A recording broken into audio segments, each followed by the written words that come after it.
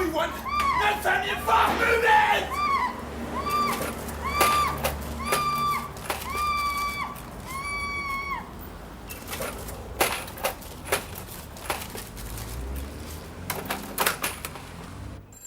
Here, have a look at these. Aye. Not that good, but it'll do for a start. Building societies, off licenses, garages. Getting cocky, this little firm, aren't they? Yeah, too cocky this time. Pity about the picture quality, Joe. Can't really get a make from these. You've been watching American cop shows, have you? The make, as you put it, son, is easy. One's black, the other's white. No, Gov, what I meant... I know what you meant. All right, lads. You want a word, Roy? Come in, Bob. Have a look at these. All right. Not exactly Lord Lichfield, are they? I'm sorry about that. You got copies? You can have those. You reckon they're local, Gov? Got to start somewhere. Do you want me to put them up on the board in parade? Well, it would be helpful. You never know your luck. Might get a make out of these. See you later.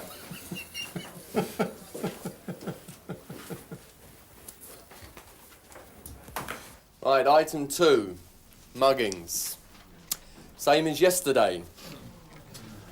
I know it's dull and boring, this kind of job always is. It never is on the television, son. Thank you, Francis. We try the south end of the High Street today. Same setup as yesterday. Yeah, and the day before, and the day before that. Look, if you want out of this operation, WPC, just say so, because there's plenty to be done elsewhere, like traffic. Sorry, Sarge. 16 cases of muggings, 12 handbag snatches, all in broad daylight, all along the High Street. It's causing us a lot of embarrassment. Dave? Perhaps our girls look a bit too hot to handle, Sarge. No, I'm serious. Perhaps they don't look vulnerable enough. Perhaps there's something in what you say. Any ideas? Yeah, one or two. Oh, yeah. We all know what one of them might be, eh, Dave? But one more peep out of you, Edwards, and you're in dead bother, chummy. Now, unless you've got something useful to say, keep it buttoned, all right? Yes, Sarge. Make a note of that point, Dave. Right. Any other questions or comments before we move on? No, Sarge.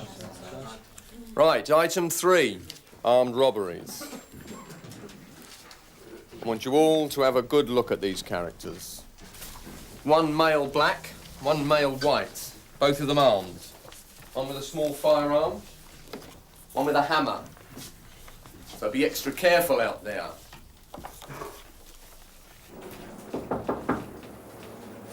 Hello, Dave. Come on in. Hello, Gov. How's it going? All right? So. How's yourself? Oh, better enough, Gov, you know. Well, what's on your mind? Oh, well, I think I may be able to help you out on this armed robbery number. How come? Well, I think I know him. Which one, son? Oh, well, like, I ain't 100% certain, but I think I know the black bloke. Who told you, Skipper? Oh, no, I thought I'd come and have a word with you first, you know what I mean? Yeah, I know what you mean. Hold on there a sec.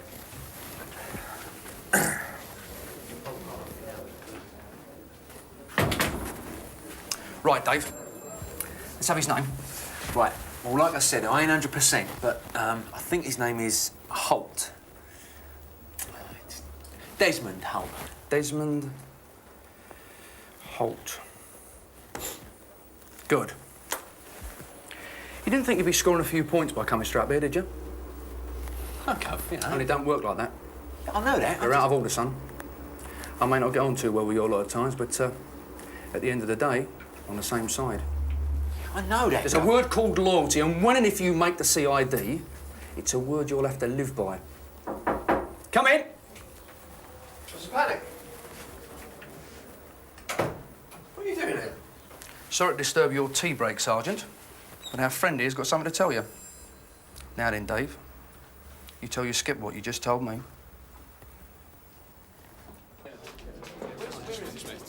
Yes, sir. Can I help you?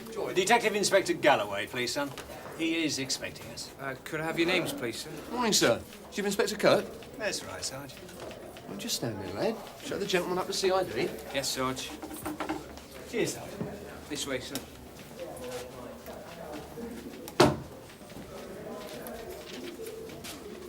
Who's the heavy mob, Sarge? Complaints Investigation Branch. Ted Roach is up on offer. Hello, Roy. They're on their way up. OK?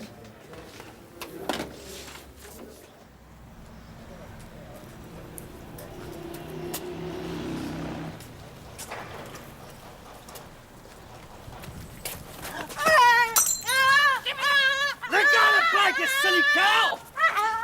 You stupid bitch! You bitch! Oh, come on! Oh! Two gentlemen to see you, sir. This way, sir. Can I help you, gentlemen? Detective Chief Inspector Kirk. This is Detective Inspector Wheeler. Sorry, morning, Governor. Up to me cobblers, innit? Almost forgot you were coming. Complaint against one of my sergeants. Always a serious matter, Inspector. One best never forgotten. There's nothing in this job that isn't serious. It's a question of priorities. And you consider a complaint against one of your officers by a member of the public a low priority, Inspector? Not normally, but in this case, it's almost laughable. Laughable, Inspector. You know what I mean, Governor. The member of the public concerned has more complaints than a packet of aspirins. Anyway, it's also trivial. I understand how you feel, Inspector, but it's not up to us or you to prejudge the issue in hand. No, sir. Just balancing the scales, that's all. See? Chapman Street. Certainly, madam. 1 minute.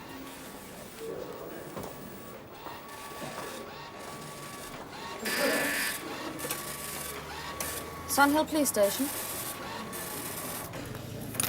Sarge. Thank you, sir. Mugging outside Barry's Antiques.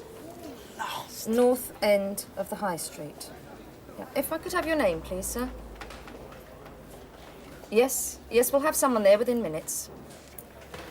Yeah, whistle up the team, get them there straight away. Make sure June's with them, and then get hold of a car for me, will you, love? Okay, sir. Tony, can you leave that for a minute? Right, Sarge. Well, there's no doubt the neighbour is making a big thing out of this incident on the stairway. Yes, sir. Her and Roach just can't seem to get along. Well, she swears blind that Sergeant Roach deliberately sets out to annoy her. Is there anything vindictive about him, Roy? I wouldn't say so. He gets moody from time to time, but then who doesn't in our line of work? According to this statement from this Mrs. Taylor, Detective Sergeant Roach called her a nosy old cow and told her to piss off out of it. Very direct lad by the sound of it. He's a bloody good detective, Gov. I can read, son. His record shows that. Right. Thanks for the tea. What happens now, Gov? Well, the woman is making what seems to be a silly incident into a major drama. They drop in on her, have a chat. Often that's as far as it goes. Yeah, as long as they've been listened to, something's being done, I feel happy. The fickle public, eh? Well, thanks for the chat, Inspector. Oh, and I shouldn't worry too much. Me and my oppo here are dab hands at smoothing over situations like this. What about Ted, Sergeant Roach? Do you need to speak to him again? Not at this stage, Inspector. We've had a statement from him some weeks ago.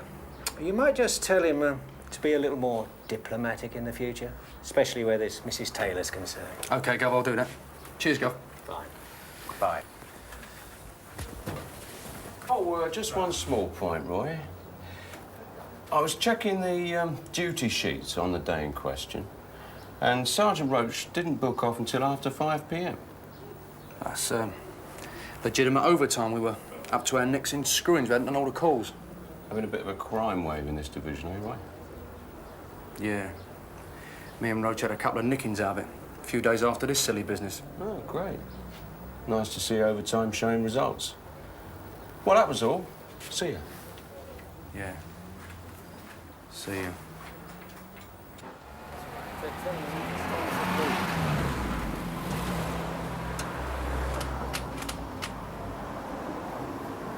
Yeah, well, it fits the description. Yeah, well, so do 3 million other blacks. Who put us onto this one, then? Dave Litten ID'd him from those 10x8s we had. He's a silly sod, blotted his copybook with the governor, though. He's a silly boy, that Dave. He's too pushy, if you ask me. Right. What now, Skip? Well, we watch. Suss out where and who, and all that jazz.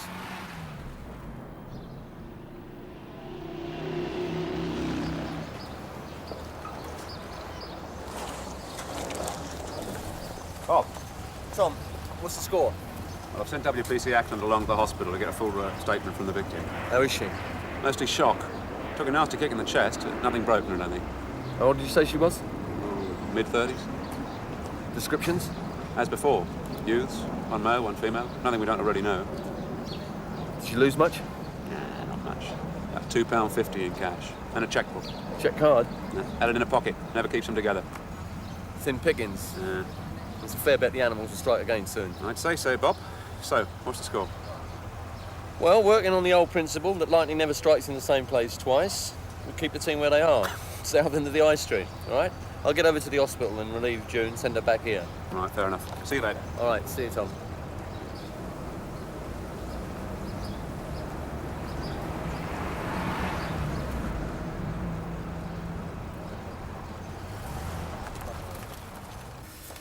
All right, I'll get a man sent down from the yard. Best I can do. Thank you, sir. DS Roach is a great one on firearms, you know. After that public shootout in the street. Politics, right? Until the AC get a directive from the Home Office, we're playing it safe. How long do you think this job's going to run? 2, maybe 3 days. All I'm doing is an observation number at the moment, Gov. OK, leave it with me, will you? I'll sort it out after lunch. OK, Gov. Oh, Roy. Keep me posted on that Roach complaint business, won't you? Yes, Gov.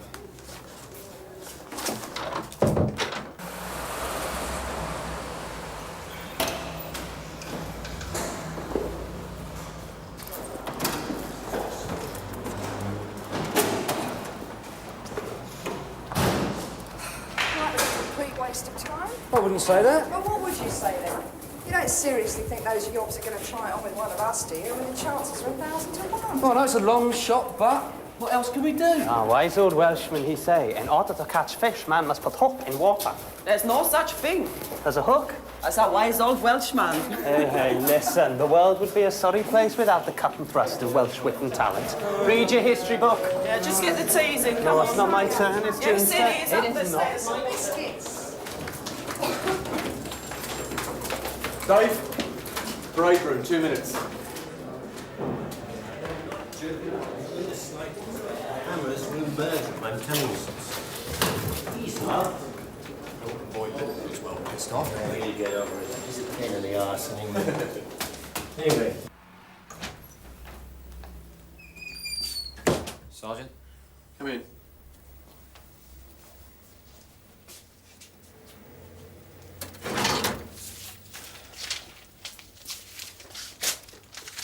All right. Let's both these off, shall we, Dave? You dropped one. It happens. Look, we all know you can't wait to get out of the blue surge and get on with the superstars. But come on. Why didn't you come to me? I wasn't sure, Sergeant. Cobblers. You were sure enough to go straight to Inspector Galloway. I thought... You thought? We know what you thought. Kudos. Brownie points. Looks good on the record. No, Sarge. But don't make it worse for yourself, son. What do you think we are, a load of old mugs or something? Loyalty.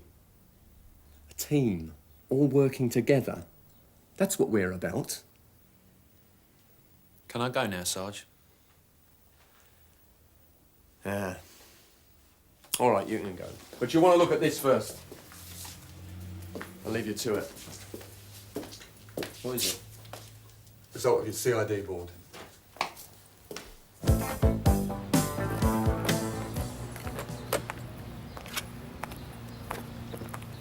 That duty sergeant seemed on the ball.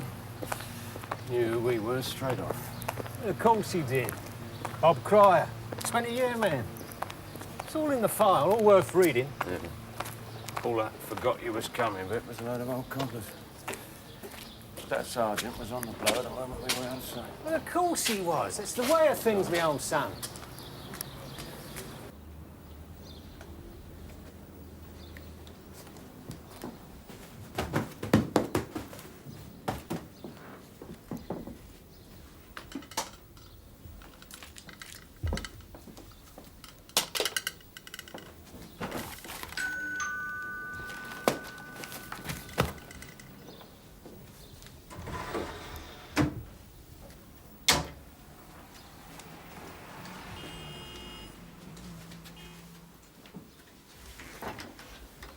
Oh, good afternoon, Mrs. Taylor. Yes, Chief Inspector Kirk. Yes, that's right. And this is Detective Inspector Wheeler. Oh, very pleased to meet you both. Thank you. Do come in. Please go right through to the lounge. Thank you. Please take a seat. Oh, thank you. I hope this hasn't put you out too much, Mrs. Taylor. Well, Chief Inspector, when your office rang through this morning, I decided to cancel my plans for the rest of the day. I thought it best. The quicker you learn the facts about that sordid young man, the better. Now, some tea or a glass of sherry, perhaps? Oh, tea would do just fine, thank you. And for you, Sergeant? Tea, thank you, madam. And it's Inspector. Oh, I beg your pardon.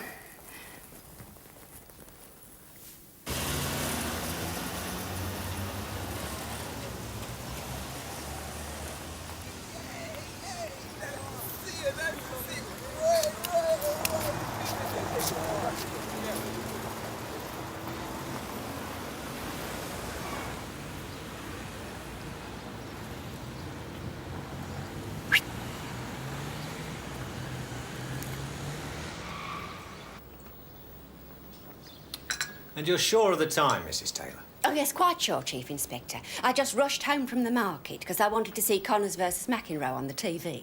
It was being televised live. The French Open. 3:50 p.m. Give or take a minute, yes. I just arrived at my front door when that man and his trollop were coming down the stairs. She, I might add, was nearly naked. Just a tiny little bikini bottom and a very thin see-through top. Disgraceful. Yes. Can you tell us what led to the argument, Mrs. Taylor? Well, Chief Inspector, it all started some months ago. We have a communal garden here, you see. All the tenants have use of it. Well, I've lived here a great number of years, 15 in fact. All the tenants know me. They all know how I am if I sit in the sun too long. It brings me out in a hideous rash. So I always sit in the one spot. It's the only shady spot in the whole garden. Prickly heat. I'm sorry? The rash, madam. It's called prickly heat. Oh. Oh, no. No, this is something quite different. However, I went into the garden one day, and who do you think was lounging in my chair? Roach. No, Chief Inspector. Not your rude young sergeant. His trollop. I wouldn't mind, but she didn't even live here at the time. You do realise, of course, they're not married. Yes, madam, we are aware of the fact. What happened then? Well, I went across and asked, quite politely, of course, to have my chair back. You should have seen the look on that girl's face. And? Well, she let me have my chair back, but I could tell she resented it. You only had to see the look in her eyes to know. But nothing was said? No argument or anything? No, but from that moment on, your young sergeant has done nothing but be rude to me. More tea, Inspector. You realise, of course, he comes home at all hours of the day and night.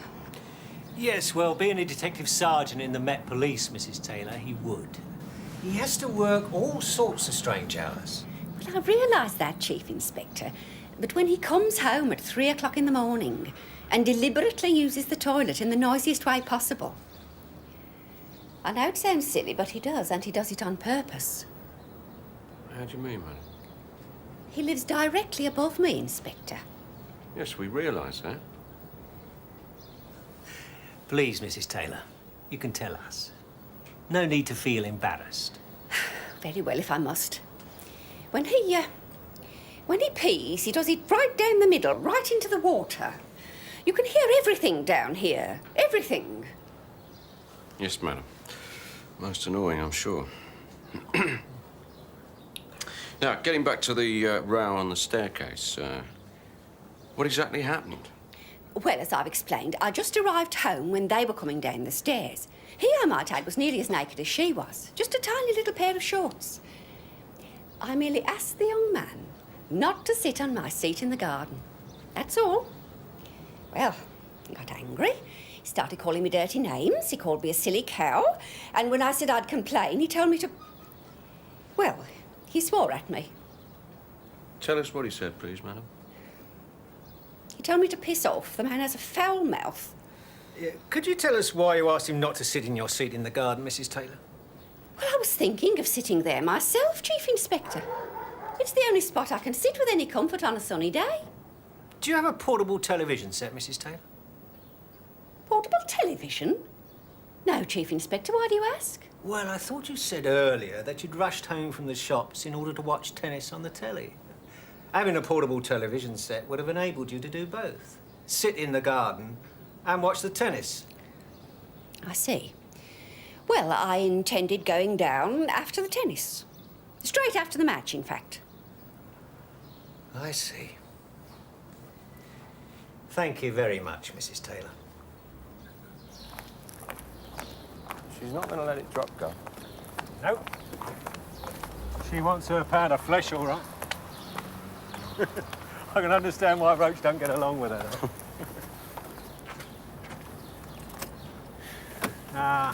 I ate the next bit. So it's Detective Sergeant Roach for the high jump, then? Right, so. No choice under the circs. Shame. Good man, good record. Come on, you two. If we hurry, we'll make the Swan by last orders. Drinks that I'm the Welsh wizard! No, not there on June. I got him in last time. Come off, What is I'm he? skint. Besides, you invited us.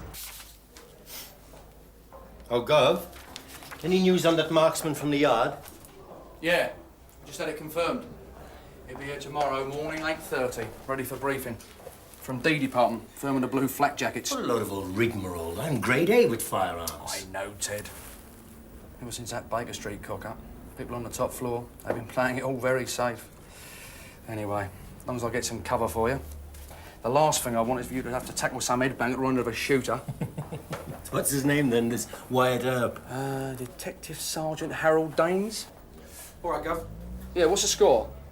2 of each, 10 by 8s, ready by 6 tonight. Oh, terrific. I'll pick him up later. Good. What's the time and mine's a pint, Ted? Oh, I'll have a large brandy. Right, I'll get him in. See you down there. Yeah. Oh, Ted, I Yeah? forgot to tell you. Had the 2 rubber heelers in today. Oh, God, I'd almost forgotten all about that. What's it look like, Gov? Or is that an unfair question to ask you? No, it's not unfair. The thing is with that mob, you never know, do you? Governor seemed all right. What? He's Oppo. 100% headhunter. Oh, great. Sorry, my son. Just letting you know the score. That'll teach you to keep a civil tongue in your head where the public's concerned. Come on, let's have a beer.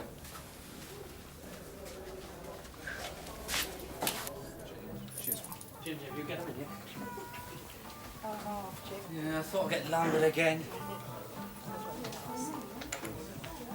Afternoon, missus. Can you put us up, Another lager and a pint of shandy. That's right. How did I guess? Well, baby pal. What's this? The A-team on extended lunch break? Hello, Dave. You having one? Yeah, I'll get 'em in. That's all right. I said I'll get 'em in, all right? My shout. Bit of a celebration, you might say. Oh, you've had a result. Yeah, you could say that. What's the damage, love? Oh, I'll settle for 2:30. Yeah, more about a drink. Oh, the drinks. I'll say a fiver for them. All right, and another one in there, please. That's great, mate. Well, congratulations. Cheers. You baffle me, do you know that? Oh?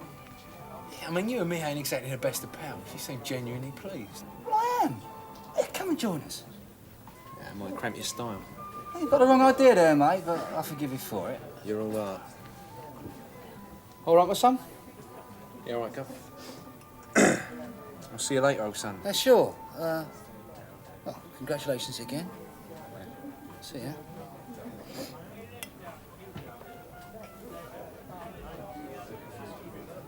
Happy now? Yeah, well, we ain't sunk in yet. Not there yet. Still a few hurdles to go. We'll manage. Yeah. I reckon you will. Come and join the team. What's yours? Oh, it'll be unbearable now. What do you mean, now?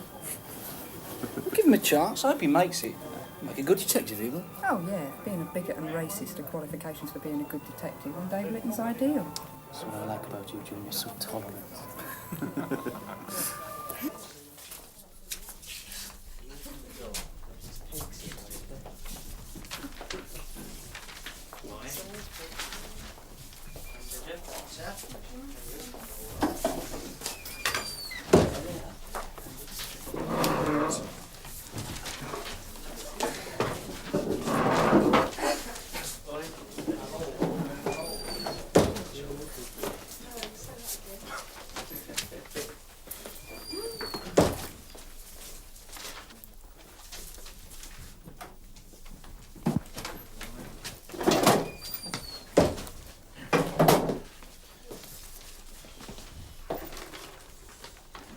Together now. Good morning, David.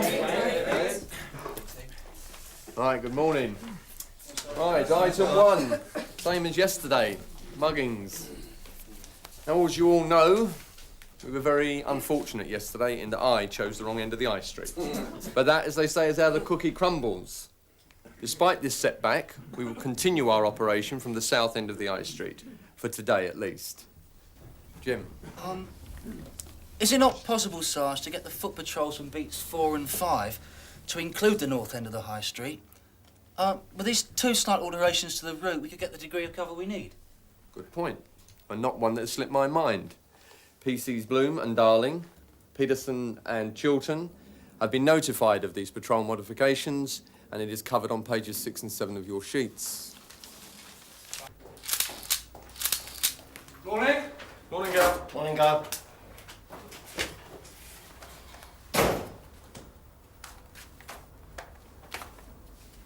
Pick up those photos, Ted? Oh, yes, I did, actually, Gav. Got 2 sets of each. Got some good ones. Let's have a look. Not bad.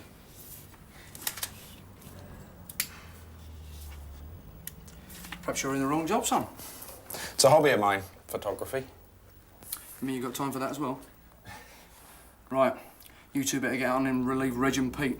I'll bring your firearms expert across to you as soon as he arrives. Better take a copy of these with you. Okay. And tell Reg and Pete I want to see him before they book off. Will do, Gav. Right.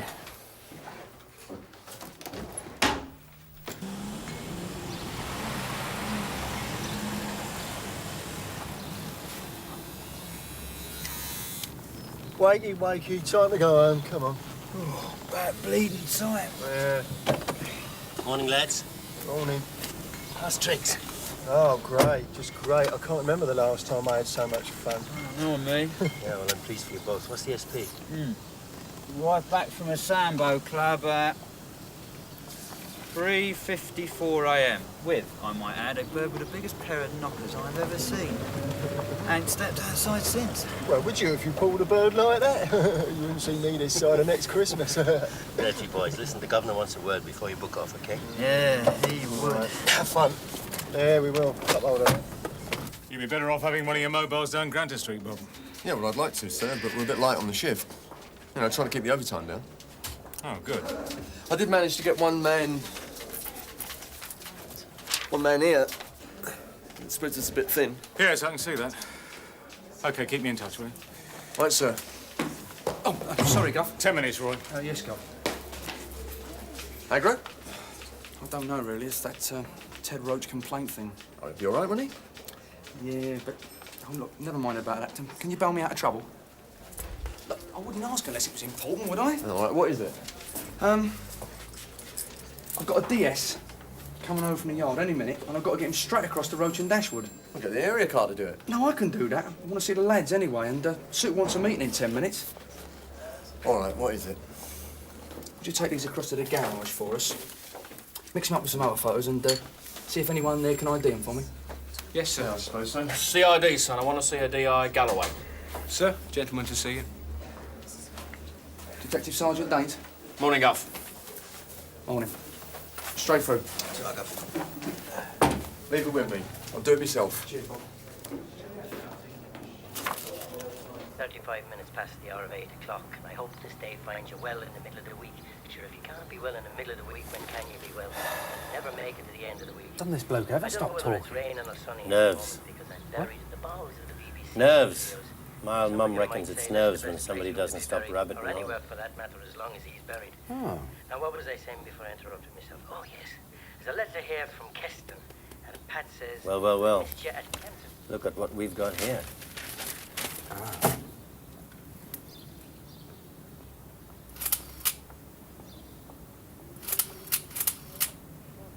No, it won't be long, no. Make yourself at home. I'll be about 20 minutes. As soon as I get back, we'll be off. I can brief you in the car. Which is an all-bound number, isn't it, Guff? Yeah. Straightforward enough. Right.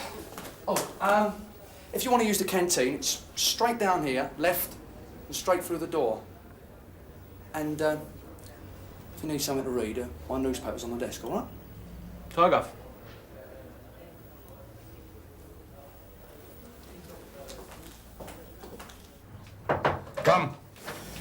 Hello, Roy. Take a seat.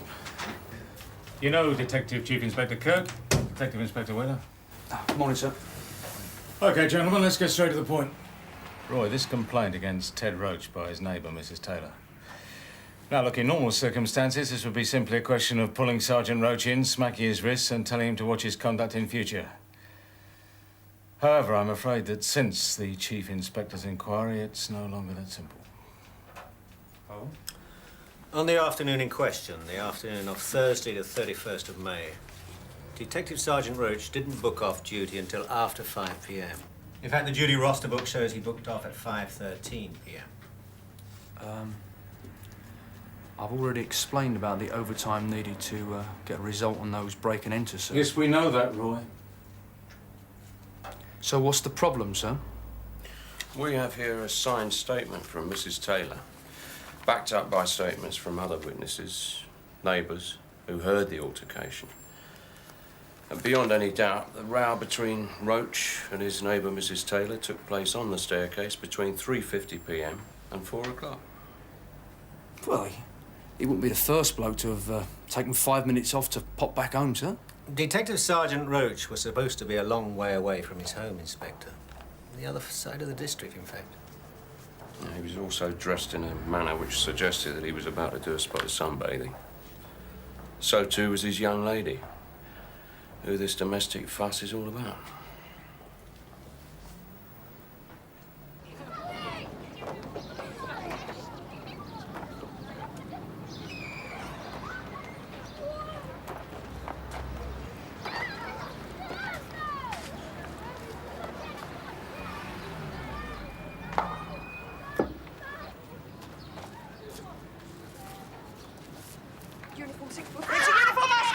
Police! Arrest! You! Come on! Stop! You! Keep still! Keep still! You get on! Now keep still! Stop me!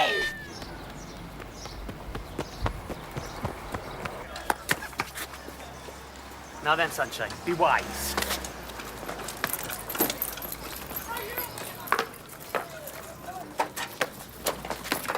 Oh, get out the bloody way!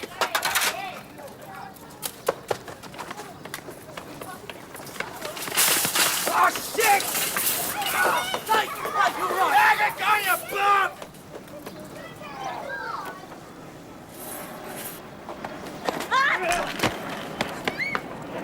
You're right, love. Jim, just stay with her. Go on, love.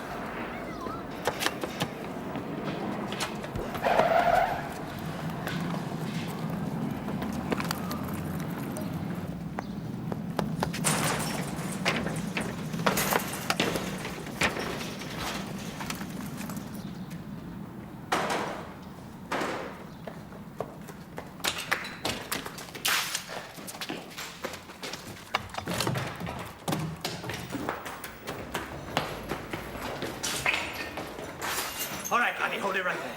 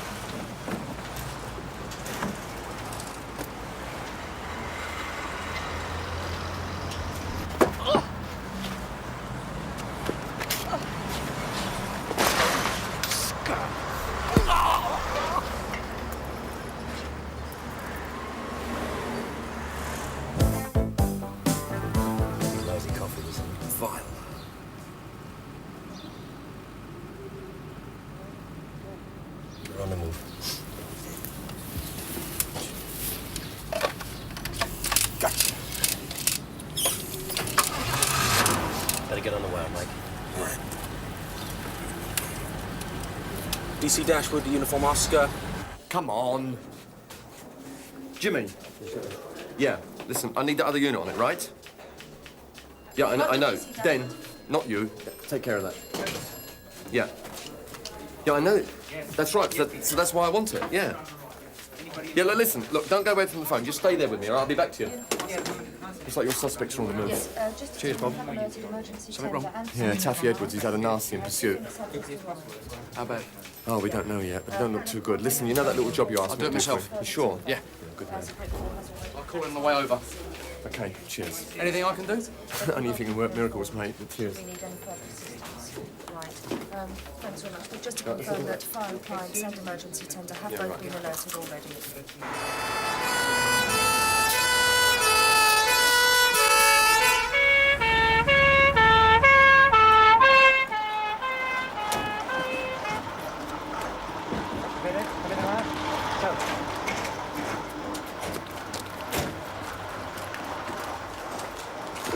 What's the situation? One of our lads buried under a ton of rubble. It doesn't look good. Get some equipment, Supt.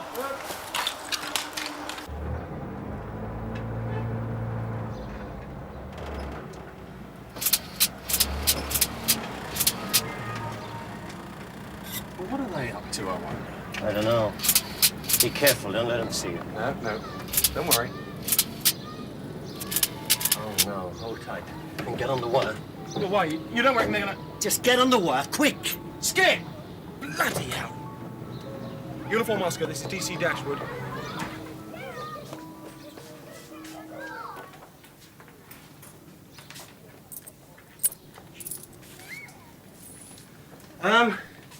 Could I have some postal rates forms, please? Thank you. Could I have 24 first-class stamps as well, please? You! Keep quiet! You! Pass the money over! Move it! Well, do as he says, for God's sake. Shut up for your thing. Just shut up! You won't know if you don't get a move on. The bill! What? Where? I say! Police officer!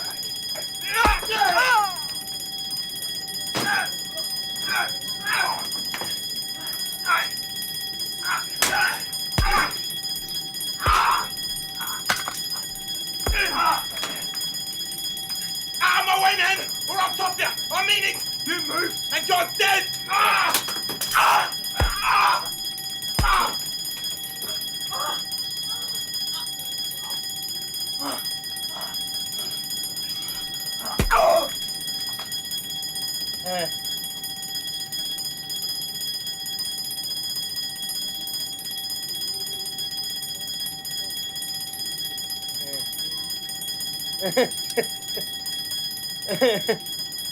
It's a toy. It's a replica. It's a bloody toy. Are you all right? Yeah. I wonder if they sell toilet paper.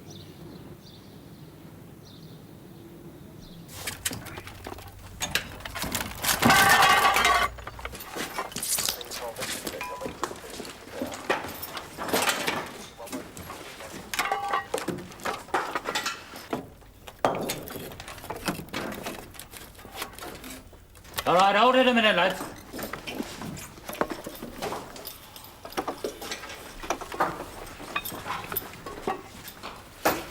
This is? Yeah.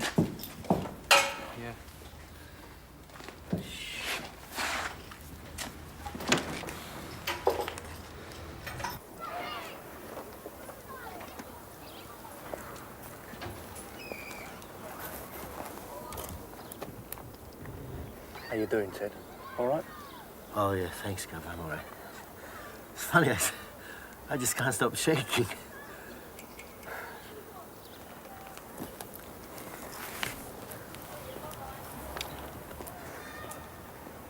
You've either got a love medals, chum, or you're an head case.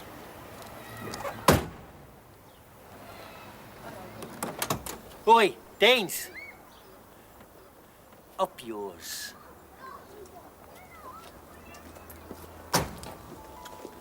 What was all that about? What's the best cure in the world for the shake scuff?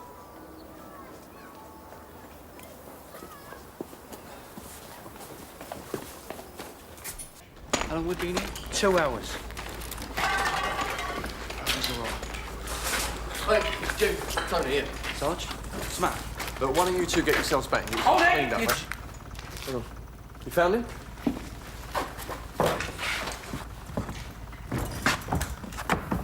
Well, I'll be buggered. Just look at that.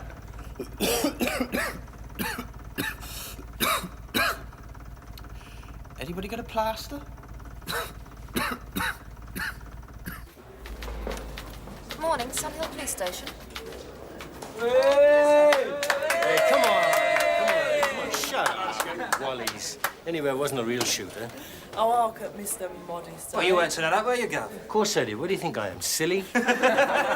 Hello, Bob. How's Taffy? He's all right, thanks, mate. Congratulations, Ted. Another commendation, eh? Yeah, I can hang it up with the other two. And my divorce papers. Yeah, and the red letter from the mortgage company. You heroes are all the same, aren't you?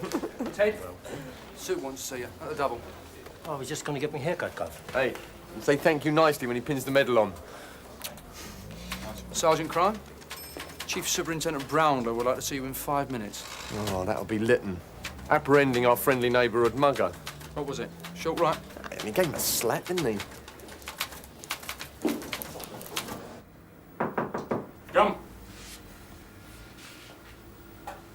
Morning, sir. Morning, sir. Morning. Sergeant Roach, I've just been reading the arrest report on Desmond Holt. Inspector Galloway has recommended you for a bravery commendation. Thank you very much, sir. In the circumstances, I can only say that I'm going to endorse his recommendation. However, that's not the only reason for your presence in this office this morning. Sir? Sergeant Roach, are you aware that as a result of a complaint by your neighbours, you've lain yourself open to a charge that is tantamount to stealing? Sir? That as a result of an investigation by 2 senior officers from Scotland Yard, you could be suspended from duty and charged forthwith. And as a result of your bloody stupidity, you could have washed all this down the ruddy drain. This represents 20 years of your life, 20 years of loyal, dedicated service. Sir, I don't understand. You don't understand? No, sir. I haven't stolen anything. You stole time, Sergeant. Time is money. On the 31st of May, you had a ruckus with your neighbour, right? Yes, but that had no... At the time of that argument, son, a British ratepayer was paying you overtime. You were logged as being on the other side of the bloody district. You shouldn't have been anywhere near your home at the time in question. Do you understand now, Sergeant Roach? Well, do you? Yes, sir. I can only say, sir, that at the time I was under a great deal of stress. And what about all the others I did do overtime and I never booked for them? I am not interested in what has not been logged, only what has. You've been a DI long enough, Roy. How the hell did this get past you? This is what saved you, Roach. Inspector, having read your record, decided to give you the benefit of the doubt. He's left the matter of disciplinary proceedings entirely in my hands. You consider yourself very lucky this is going to go no further.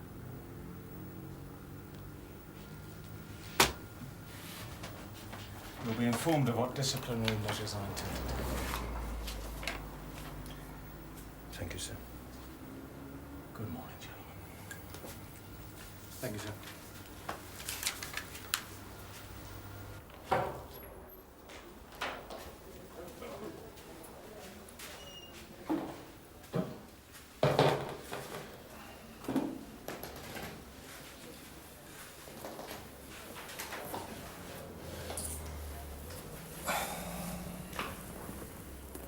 Ted, what were you doing in that garden? It was a very nice day, Governor.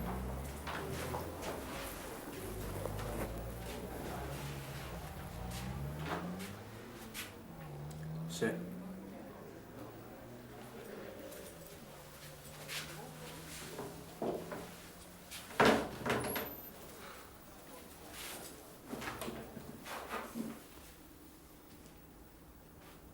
Your so-called mate seems to have legged it. He's left you right in it. He dumped you. It's a shitbag. It's the way it goes, isn't it? You're at a disadvantage. Good-looking boy like you. Coloured. It's on a loser or what? Oh, just a bit. They don't have a special place to protect boys like him inside. Know what I mean? Not what I've heard of. He won't come out the same way as he went in, will he? Now, I'm going to put something to you. I ain't going to say it once, so you listen, and you listen good.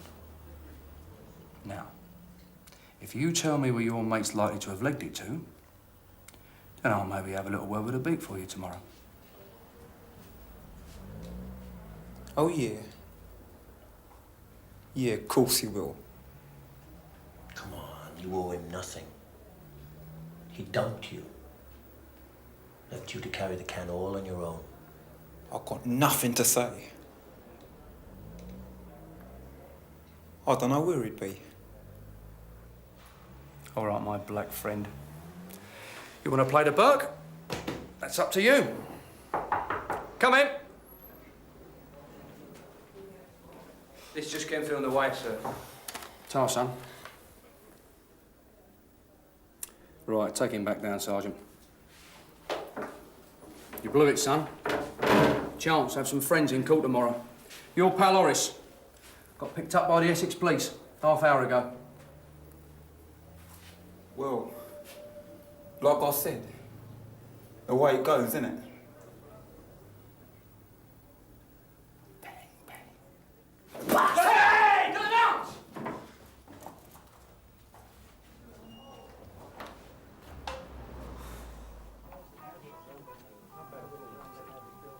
Do you know something? This is a mug's game. What, drinking?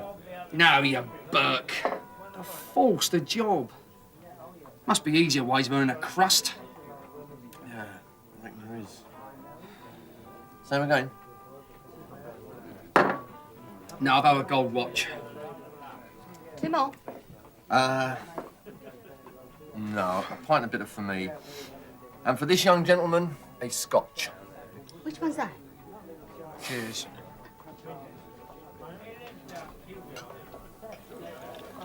Never thought of jacking it in.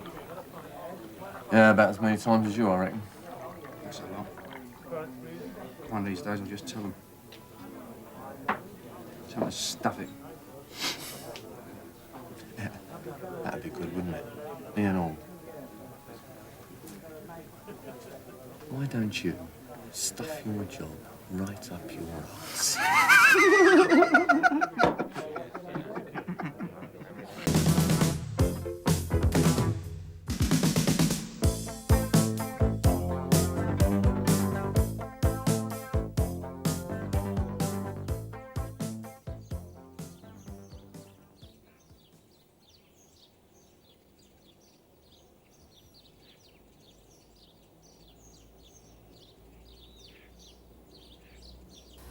I'm sorry I got you up for nothing on your day off, sir. Only we weren't sure whether it was suicide or not at first. It was the leaves that fooled us, you see. The leaves, sir. They really screwed us up. After that wind last night, they'd almost covered the girl, and we naturally thought that somebody had tried to conceal the body. I couldn't find night duty CID at the time. There was nothing else I could do but have you called out. It wasn't until after I found the bottle of tablets at her side that I... Well, you'd already left home by then, sir, and as you were coming straight here, there was no way I could get in touch with you. It was too late. I'm sorry, sir, I really am. There was nothing else I could do. What? I did do right, didn't I, sir? Calling you out, I mean. I know suicide is a uniform job, but it really did seem a bit more serious than that at first. Oh, and if you need Sergeant Cryer, sir, he's back at the station. Sorry, right here. He's taking a statement from the man that found the body. He was taking his dog for a walk, actually. The man that found her. And the dog sniffed it out. Oh, did I mention, sir, Inspector Deeping's being called out. He's going to take the case over, so Where is it, Ackland? Sir? The note, where is it? The note, sir? Yes, they always leave one. Where is it? I don't know of any note. I didn't search the body, sir. I kept strictly to regulations. First step at the scene of the crime, everything cordoned up and nothing touched, except the bottle of tablets she was holding. Sir!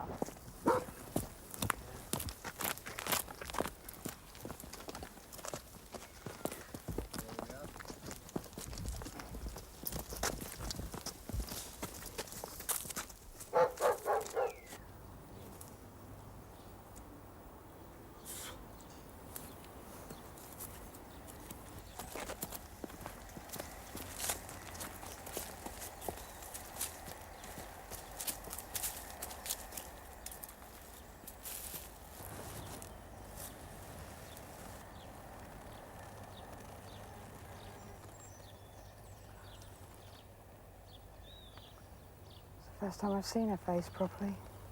She looks so young. Oh, it must have been something desperate to have...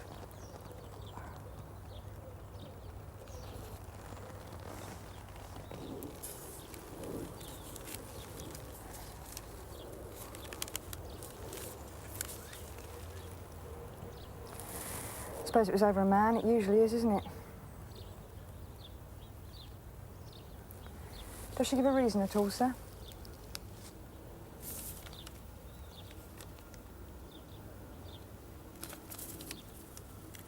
Read it yourself. Oh, it doesn't feel right reading a letter addressed to somebody else. Waffling, Ackland.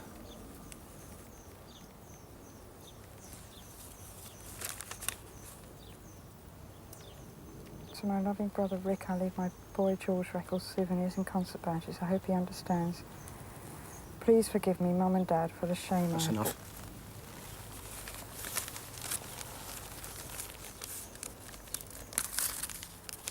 There's parents out there, you know.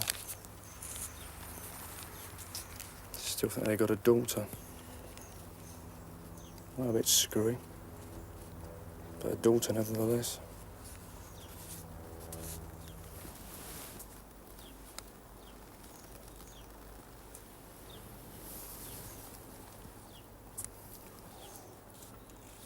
It's gonna rain. Keep me informed, Ackland. Well, sir, do you want me to tell Inspector Deeping? You know the suicide procedure. Just get on with it. Stop wasting valuable time.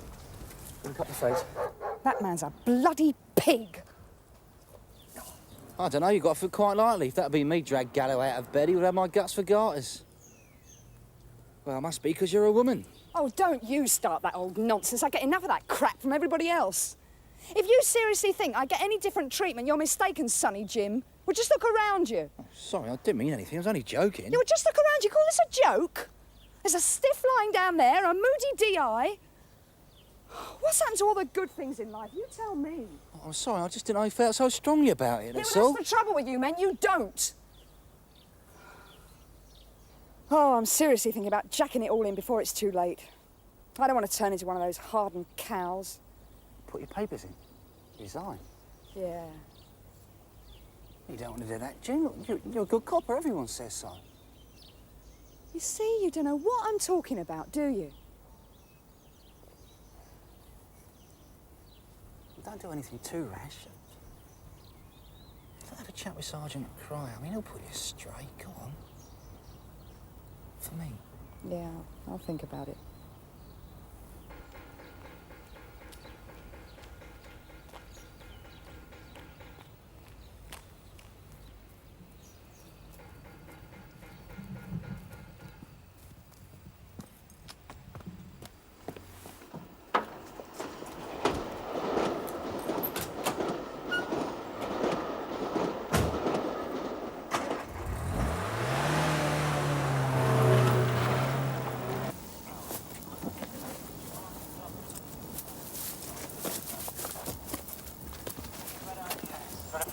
Come on, for God's sake, I want to get home. Thanks, Duff.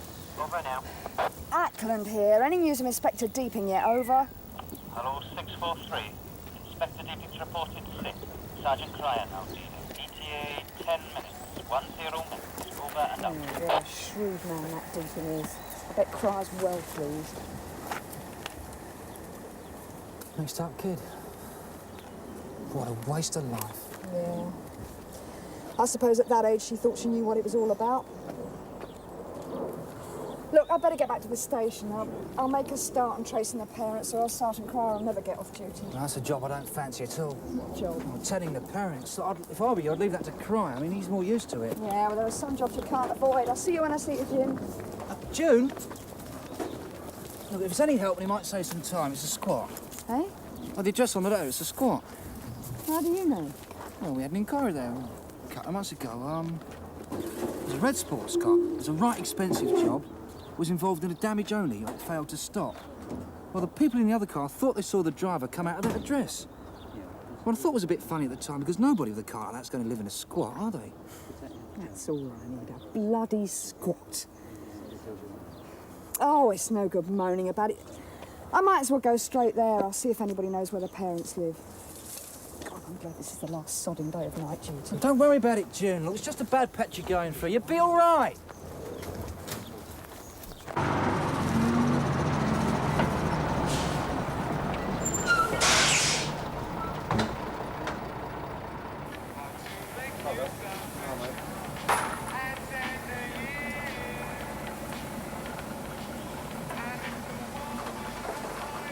Got a dead nut in the graveyard, ain't you, Gov? Young girl, I hear. There's another one, come to the big city. All think the bleeding streets are paved with gold. When they find out it's York stone, it's too bleeding late.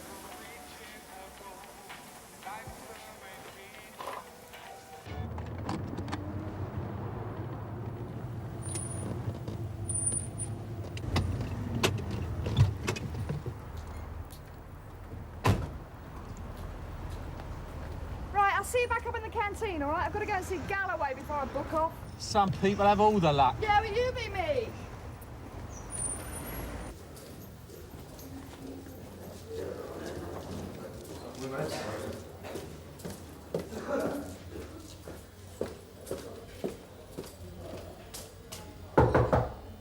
Come in.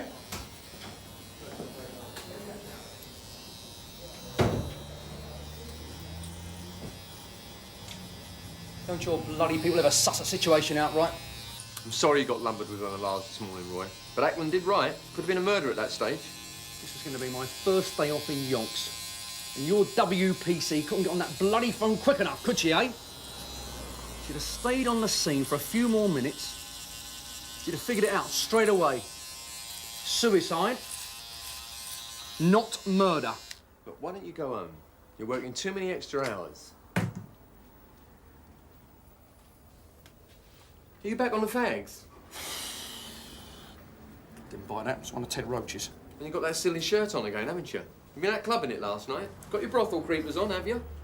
You look bloody awful. You know something? You're beginning to sound like my bloody missus. Do you know that? Look, there's no need for you to be here now, is there? Hey, I can sort this lot out. My night duty team have just gone home for the second time. And I called them back for one reason only.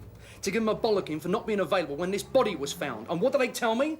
They tell me they were here all the time, upstairs. Is that the kind of sorting out you had in mind? It's lack of communication, Roy. Now, I've had a word with the bloke on the comms desk. It happened. Yeah, well, Ackland should have had a word with the bloke on the communications desk before pulling me out of bed. She panicked. Should have known better, Robert.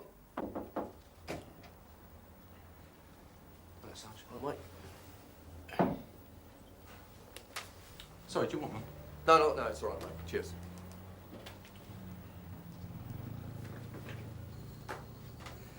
All right, so she was a bit impetuous. But your mob couldn't be found at that moment, that's all. And she didn't think to check in the canteen. Right, it's one of those obvious things that anyone could overlook. Made my men look stupid. Oh, come off it, Roy. Look, if it had been a murder, you'd have been the first one to complain if you hadn't been called out. Plods stomping all over your ground. Now, you can't have it both ways. Now, come on, eh? Go easy on her. She's not a bad kid. She's got her annual qualification report coming up in a couple of weeks. Now, I don't want her going up for her appraisal interview thinking she's landed herself in it because of this morning. Could tip the scale, so to speak. Frightened I might put the boot in or something. No, just give her a bit of encouragement. Say a few kind words now and again, no matter how much it hurts. I wouldn't mind a few kind words now and again myself. What? I'll sweat like you.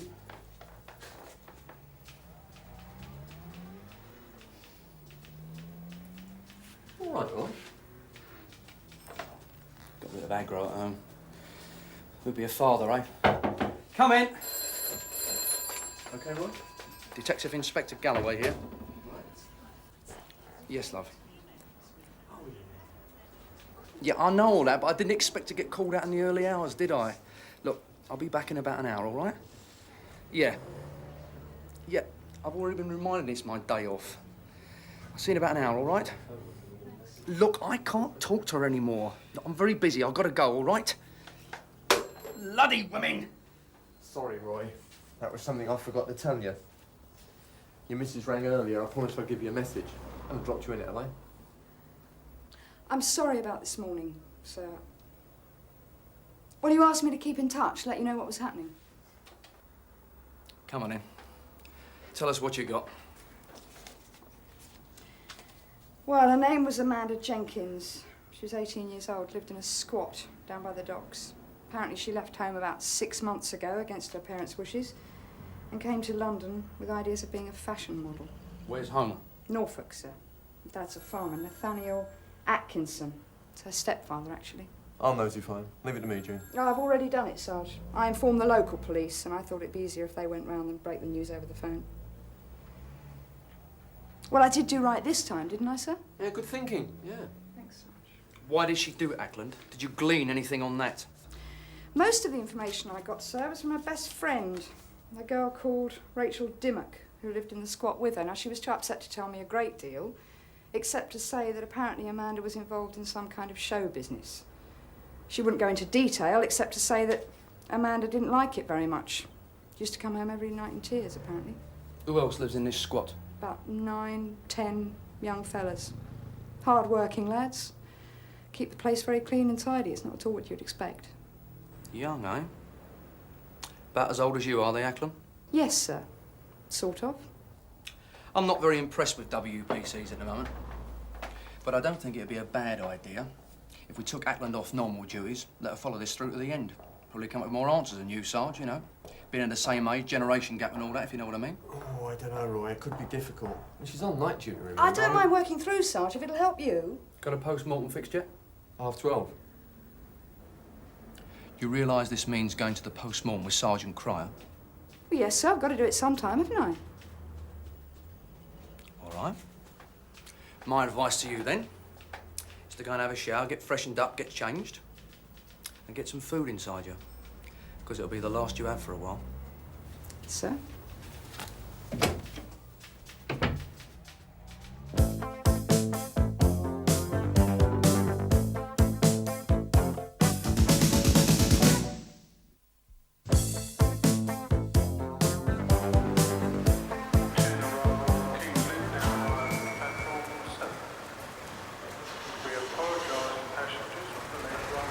Where do you want to get to, Governor? Sunnyhill Police Station.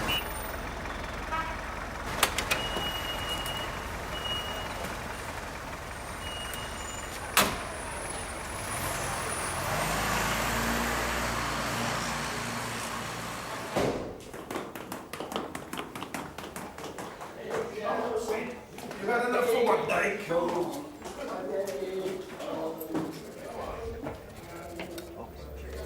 I'm going home. Anything other than needs my personal attention, see Sergeant Roach. Sorry. There's a young lady at the counter, sir. She's the dead girl's squat mate. Wants to speak urgently to someone in charge of the case.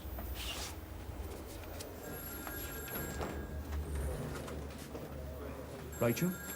Dimmock. Detective Inspector Galloway. What can I do for you?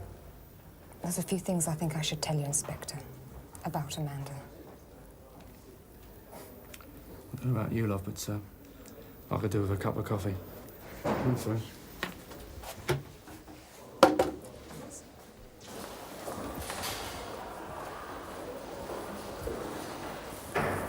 Haven't done one of these before, have you, gone? No, Sarge. I feel quite cold.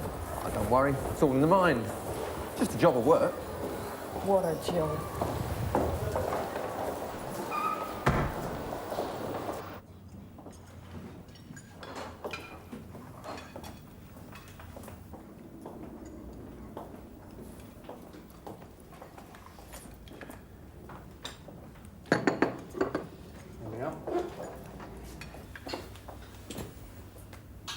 You got a fag, had you? No, I don't smoke. Yeah, it's all right. I'll make do one of these. I'm giving up, really. I didn't tell the policeman this morning, not because I didn't want to, you understand, but because I felt that whatever happened, happened. I mean, telling her wasn't going to bring Amanda back, was it? Then after she'd gone, the policewoman, that is, I went through this conscience thing. I had to tell someone. I felt I couldn't hold back any longer. That's why I rushed here, full of good intentions, going to pour my heart out. Only now I'm not so sure it's such a good idea. Perhaps, Mr. Galloway, I've been a bit hasty. Better to let things be. Sleeping dogs lie and all that. Now, listen, young lady, and you listen good.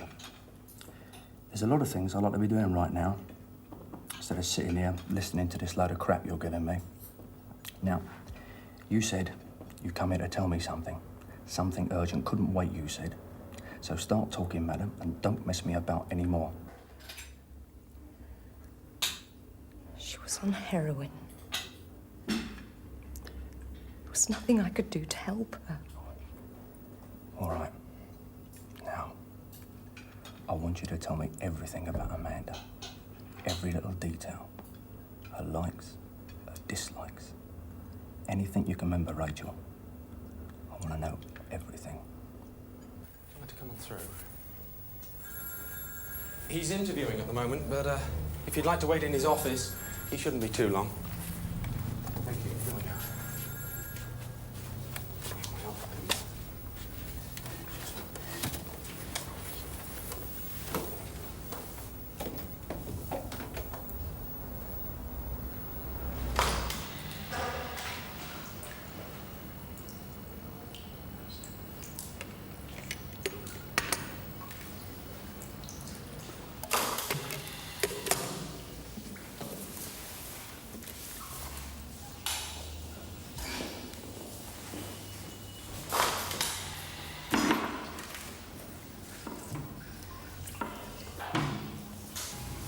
Are we ready then, gentlemen? George? Yes, well, what we have here is a healthy-looking young female in her late teens. Any old scars, George? No, there's a little bruising on the left forearm, just under the elbow.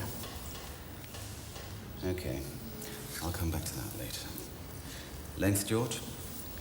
5'2". Length, 5 foot 2 inches. Right. I think we'll take the organs out first. Scalpel, please. Oh.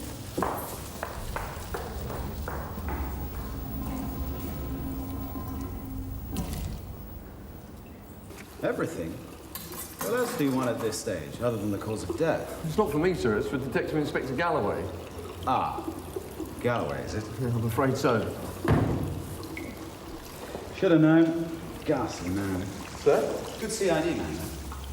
He'll probably be taking over the investigation when he learns that she was mainlining heroin. They want to know everything. Yes, well, of course, we can't be positive it was heroin until we've carried out further tests. But you can inform your Inspector Galloway, I'm 90% sure. You can also tell him, Sergeant, that he'll have to be satisfied that death was caused by an excessive overdose of barbiturate. She was 3 months pregnant. Oh, no. There is evidence of venereal disease.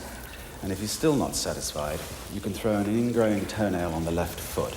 My report will follow, all right? All within the space of 6 months. Poor girl. If only she'd talked to somebody. Wouldn't have made the slightest difference. That's the tragedy of youth. It's wasted on the young. Gordon Bennett. No, George Vernon, actually. Crisis for lunch. Oh, God.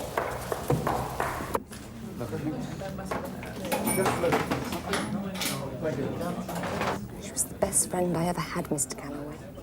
She was beautiful, stunning looker. Everything I'd wished to have been.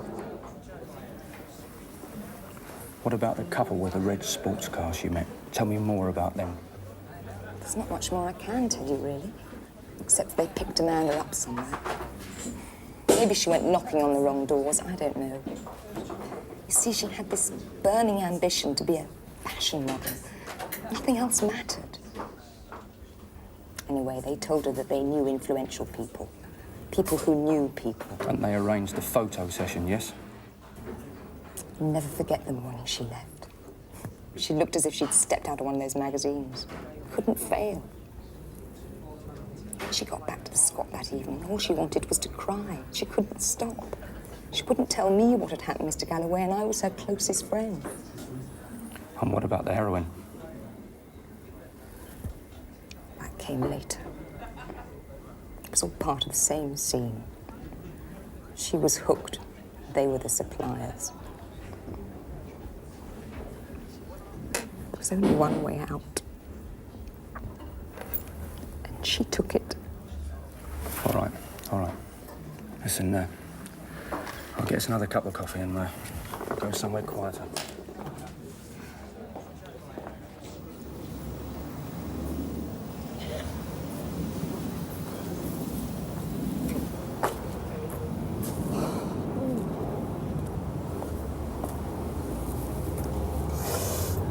All right? Do me a favour, Sarge. It's the smell, innit? I'll never get used to it. It used to clink you for days. Galloway ever suggests I go to a post-mortem again, gag me, will you? I was only trying to be helpful. Get you more involved with the job. Yeah, getting back at me, more like. A sadistic streak, that's what he's got, the bastard. Imagination. Yeah, anyway, it was you that volunteered. Oh, yes, sir. Me, sir. Please, sir. I'll volunteer, sir. Let me do it, sir. Bloody milk monitor. Come on. Clunk, click.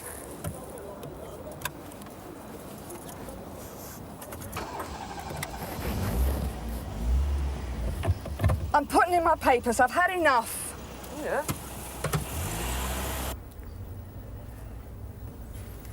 Eventually, I managed to draw out bits and pieces, very slowly. She was making films. Blue films. Heavy porn. So that's what this is all about. I'm sure. All right, let's see if I got this straight. All we've got is a brief description of our mystery couple. No names, no addresses. Our only lead to them is a red sports car, no registration number, no make. Yes? And a large dog that rides in the back. Enormous, huge, great thing. Have you got a photo of Amanda? Yes, I have. Here it is. It was taken at Tower Bridge. It's not very good of me, I'm afraid. Can I borrow this? Yes, of course. This will be very helpful. Come on, I'll show you to the door. I'm just fed up with everything. Looking after snotty-nosed kids, searching poxy women, drunks nobody else to touch with a barge pole. It's all the most dirty, disgusting jobs you can think of. Good old Ackland, she'll do it. Well, not any bloody more she won't. You're exaggerating, you know that. Oh, no, I'm not, Sarge. Will you tell me why it is that every time there's a tasty job on, I'm the one who ends up on the communications desk? We're not on the communications desk today, are you? Dead bodies, post-mortems, VD, drugs. Oh, what kind of a person am I going to be in 10 years' time? I'm missing out somewhere, Sarge. Don't you understand that?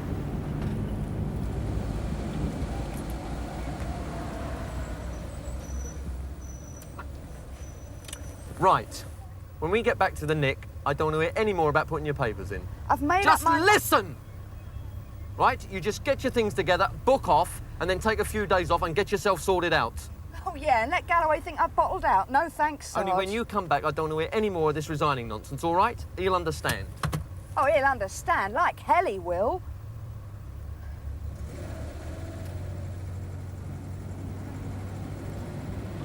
All right, Sarge. But I'm not going on leave. I'm going to see this job through. I am not going to give Galloway the satisfaction of being right. That's my girl. Clara and Ackland back yet? No, Gov, but you got company in your office. Mr. and Mrs. Atkinson. Oh, and by the way, your missus rang. Oh, sod. I better give her a ring.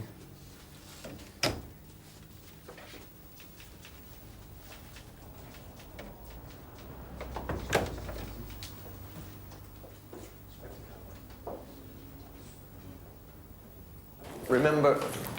Hello. Remember, don't lose your rag. Don't let him niggle you. And don't see anything you might regret later. After a bit of leave, you'll feel different about everything. Mark my words, you'll see everything in a completely different light. Is it all right if I have some evil thoughts about him? Really wicked. Thoughts not at all becoming to a woman police constable. Sure, but with your luck, you'll probably enjoy them. All right, I don't think so. Not the ones I had in mind. I'll arrange for someone to take you down to the hospital mortuary to formally identify your daughter.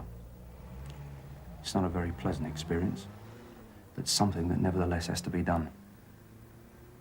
My advice to you then, Mr. and Mrs. Atkinson, for what it's worth, is that you should take the next train home. There's nothing left for you to do here at the moment.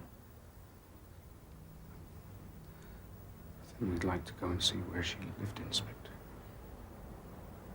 Perhaps we could talk to some of her friends. I think it might help. Anything you say. I'll get someone to fix a hotel accommodation up for you. But I'm hoping you change your minds. Would you excuse me a moment?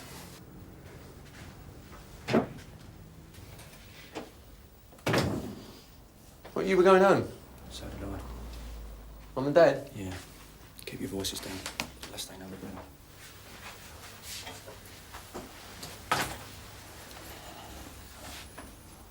She was on heroin, you know. So I found out. And pregnant and dosed up. And it gets worse. Blue Films. Star of stage, screen and video was our Amanda. Oh, my God. What did the Atkinsons know? No. And I want it kept from as long as possible. With any luck, they won't have to know.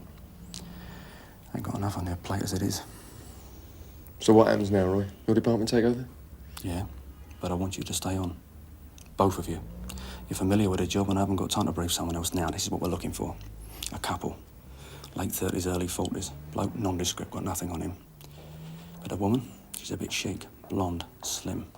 Other than that, they drive a red sports car and they've got a big dog in the back. And not one of those things on a piece of elastic either. A bloody big thing. Is that all of it? That's it, not a lot. But I might have a shortcut. Carver said he had an inquiry at the squat about a flash sports car. It was involved in some kind of an accident or something. I mean, I'm just thinking it might be the same one. I can ring him and find out. If Carver knows anything, I want him in here right away. But sir, he's off now for a few days. I don't give a toss! If Carver knows anything, I want him in here now! June. Ackland! There's a phone over there. And you wonder why I get pissed off? How you can work in the same office as that moron.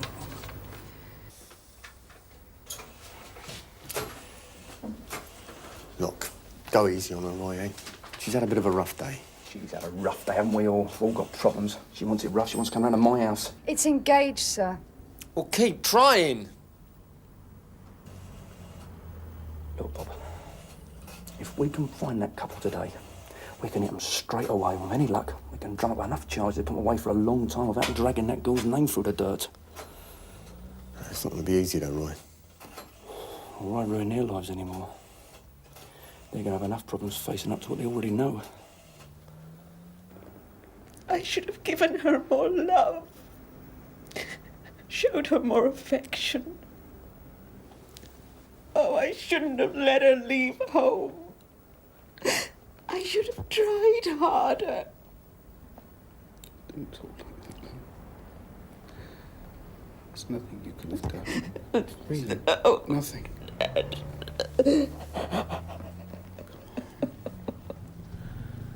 I'm going to have to pull a lot of strings, Roy. I know. That's why if I can sew it up today, I'll know which way I can manoeuvre. Sir, I've got Carver on the line. Do you want him here in uniform or civvies? In his bloody wife fronts for all I care. Just get him here. What's all that about? All right, forget it. Yes. And look, you said you had a shortcut. Remember Fat Nicky? Oh, I'm not that naughty. It's Ponce. He won't talk to you as long as he's got oil in his arse. Yeah, but he'll know who's making or pushing the films, won't he? Oh, he's an evil bastard, Roy. You haven't seen me on a really bad day. Sir, Carver says the sports car's probably the one we're looking for. Go on. It's a red Porsche. It was registered in a false name and address and was involved in a damage-only accident outside the squat. It failed to stop. Oh, we can put out an AS. No. This is what we'll do. Yeah, hold on. Ackland, You wait for Carver. When he comes, you go to Henry's caff. Tell him I sent you. If that car's been picking up girls, it's a good bet it's been doing it there. Bob, you take the Atkinson to the mortuary to identify the girl, then get them booked up into a hotel. And I'll see you all back here in, say, couple of hours, all right? Right. All right. Now listen, Yeah. Jim, we've got to go down to Gov, the cafe. it's your wife. I'm not here. She's heard your voice. To meet you Give us a here, I'll first meet there. You know Look, where- love, I'm right up to my eyeballs in it.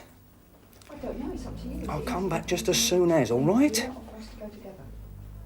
She's going where? Yeah, I think that'd be best. Look, she won't. It'll be all right. Look, I've got to go. Who'd have kids? Come on, let's get on with it.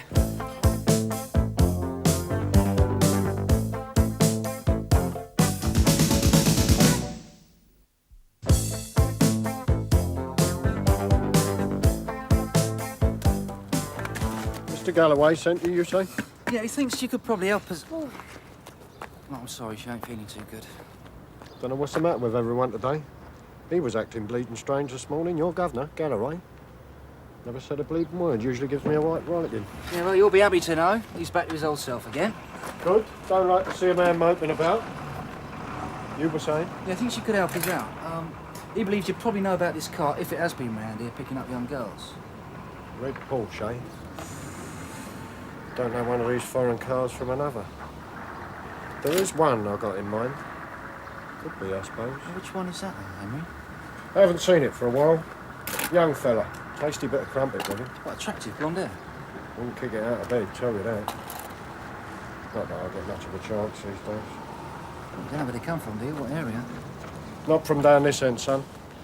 Tell you what, though. Yeah? Wouldn't like to get on the wrong end of that bleeding big Irish wolfhound they got. Wolfhound?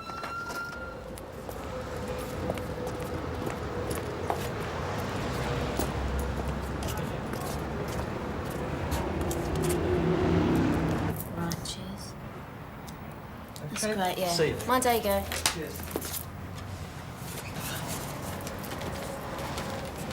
Yes, now what can I do you for, You've mister? got another lunch, darling. No, I wouldn't do that if I were you. Go on.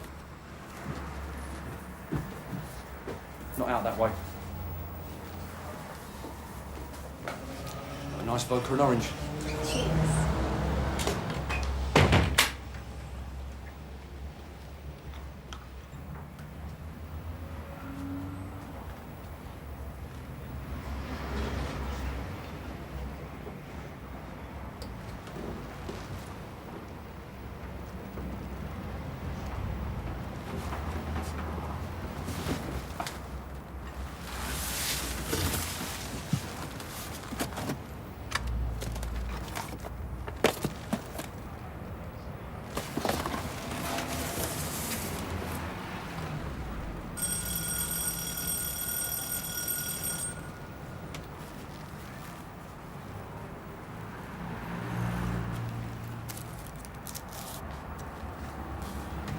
Come on, Nicky. Don't be shy. Where's the girl? She's on an extended lunch break. Don't like the sight of blood. You threatened me once too many times, Mr. Galloway. I call you bluff one day. What do you want? You want a drink? I'm going to close you down, Nicky. For good this time. How much you want? I'm going to make sure you don't operate with 100 miles of all-gate pump. Why you do this to me? I'm legit. You hate me so much you want to take the bread from my mouth? Might even get you deported. Now there's a thought. My nose, you tell me you want something real bad. A trade. Has to be bad. You want to trade with old enemies, Mr. Galloway. The one on the right. Do you know her? Don't mess me about, Nick. You either do or you don't. Come. Come, Mr. Galloway.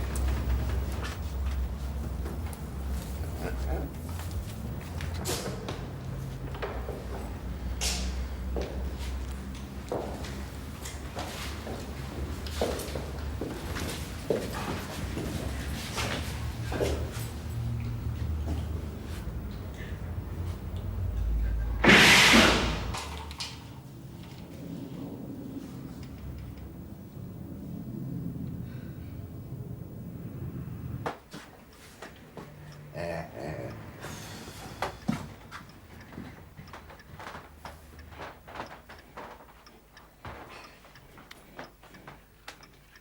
sure the girl's in that one, Nicky?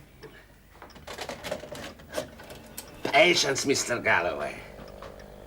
If I say it's the girl, it's the girl. I don't mind spending the afternoon drinking your scotch, pal.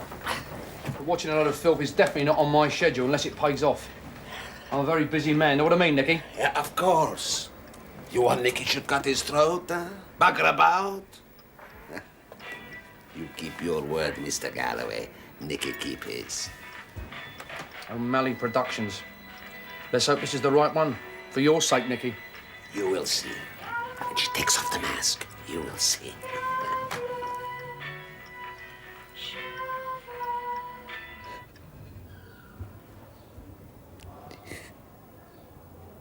She looked so peaceful.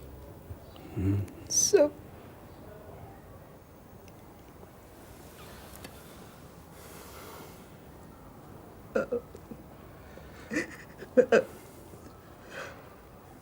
Perhaps we should go home. Oh, I don't want to go. I think Mr. Galloway was right. I don't want to leave her.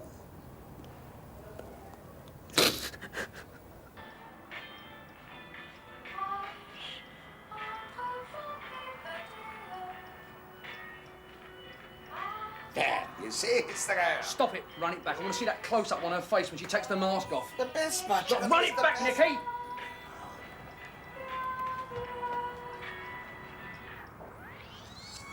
That's it. Now leave it. It's a pity. The film is one of the best. Bloody good, you know. I've seen all I want to see. What are you doing tonight?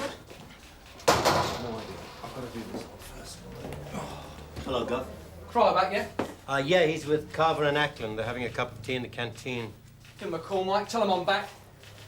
Yeah, right, Gov. Anything happened? Anything I should know about? Yeah. Your missus rang. Oh, I forgot. Yeah. She said, could you ring her back? Give us a fan, will you? Yeah, sure. This is one of those jobs that affects the neck. And no one escapes.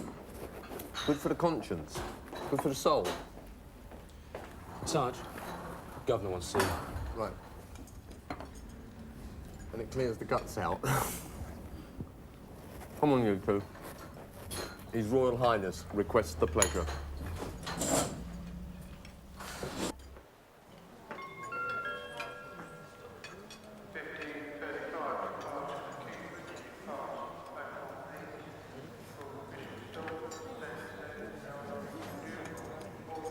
And see what, just do it yourself.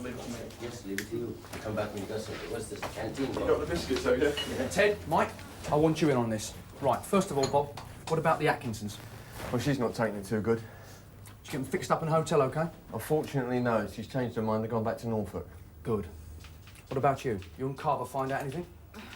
Well, I mean, nothing that's going to help us any. Henry at the cafe said he's seen them once or twice, but that was some time ago now. For what it's worth, the dog's an Irish wolfhound. Bleeding big Irish wolfhound. And another lassie. Pardon? Film star. Never mind. So, that's all we've got, yes? Yeah. Right. I want you to make a note of this. O'Malley Video Productions. O'Malley, you got that?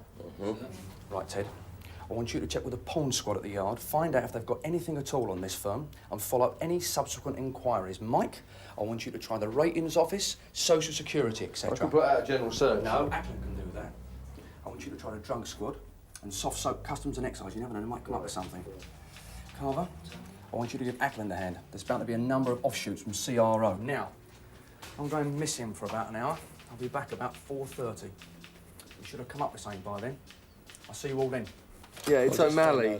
O for Oscar, No, M I'm for trying to Mike. trace O'Malley A for Productions Alpha. Limited. Yeah. Well, I don't know. Obscene publications? No, it's O'Malley Film Productions. Yeah, well, can you put me through from your end? And there's nothing on O'Malley at all? Nothing at Yeah, all. I know, but... Yeah, OK, I'll try C11. Yeah, but the link's heroin, so we thought the drug squad.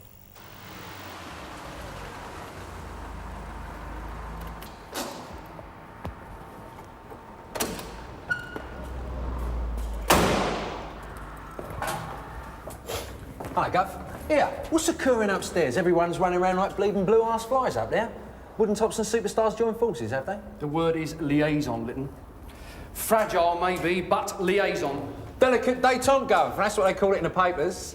Well, you've obviously progressed from page 3. Keep it up. We could always do some intellectuals in the department. Thanks, Gov. Nothing. Not a sausage. Never had so many negative calls in all my life. Nothing, sir. Oh, come on. There must be something from CRO. Well, yeah, 15 O'Malleys, but none of them fit our mystery couple. Registry's the same, sir. Nothing. Oh, I don't believe this! Look, sir, I've got an idea. Now, you may think it's ridiculous. I know it's a long shot. Look, stop jabbering. If you've got an idea, let's hear it. Well, what I was thinking, sir, was that if I had a dog like that and it got lost, my first thought would be to rush down to the nick and see whether anybody had found it. Would you get my meaning? Name, address, telephone number, they'd be genuine. Yeah, well, that's what I was thinking. Yeah, nice one, Jim. Yeah, well, don't congratulate yourselves just yet. They might not have lost a bloody thing. Yeah, well, I did say it was a long All right, shot. let's give it a try. You put out an AS to all station officers to check their lost dog book. Say, in the last couple of years, any Irish wolfhounds lost or found. Mark it up urgent. Right, sir. On Ackland. Sir? As you say, it's a long shot, so if you're right, I'll take back all I said about W plonks.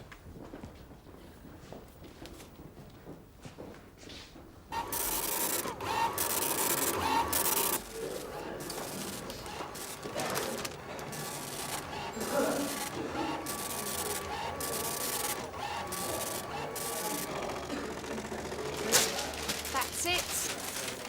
Sorry, George. Cracked it. All right, don't tell me you found the bloke called O'Malley. No, that's it. We'd been on the wrong track. It wasn't the fella that was called O'Malley. It was the dog. The dog's called O'Malley. Oh, Lord.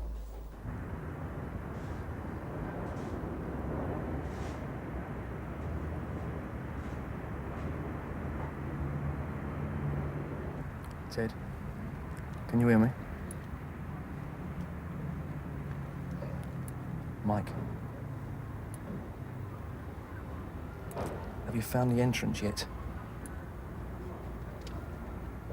Perhaps can't use the radios yet. Governor, there's a fire escape here worth bearing in mind. Wait a minute now, stand by. Got myself a lovely red Porsche, Gov. It's a beauty. Good lad. I think this is it, all right? It could be a bit dodgy, Gov. It's one of those intercom things. Stand by. You're a model, okay? You got an interview tomorrow. Need some tasty snapshots urgently. You're still sure we don't need a search warrant for this? Nah, we don't need a W. We're going to get invited in, aren't we? But, sir, what if they tell me to go away? Don't take no for an answer. Keep pressing that button. Look, we'll be behind you. Tucked in. As soon as that buzzer goes, we'll be straight in. But, sir, I'm Look, never... don't cock it up. Don't worry, sir, I won't. I'm counting on you, girl. Yeah, it's urgent. Well, the photos I got, they reckon they ain't revealing enough. You know what I mean? Who recommended you? Some girl I met. Well, what's all the bleeding questions? Do you want to take them or not? All right. Come up.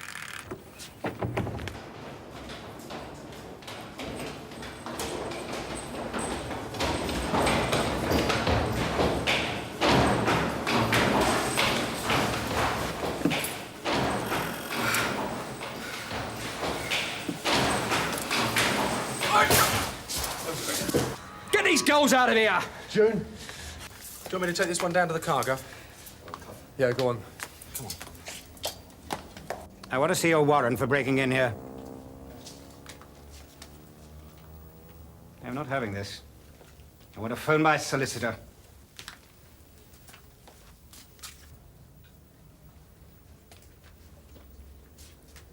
Perhaps we could call into my bank on the way. Right! It's all right. Don't worry, Bob. No, go on, hit me, please. That's just what you'd like me to do, isn't it, eh? When you stand in that dock tomorrow, won't be a mark on you, not a hair out of place. I've got connections, you'll see. I've met some dirty, no-good punters in my time, but you and that blonde-headed scumbag, the best. I'm gonna make sure personally you get put away long enough to enjoy it. You don't know what you're talking about. I don't know what I'm talking about. I'm talking about a young girl who's now laid out on a slab. I'm talking about two proud parents scarred for life, and I'm talking about you! Take him out of my sight, Bob. On. You cow son. Right, let's have a drink to celebrate. What a good idea, guys. Whoa. Hey. Where's a bottle of scotch, Ted?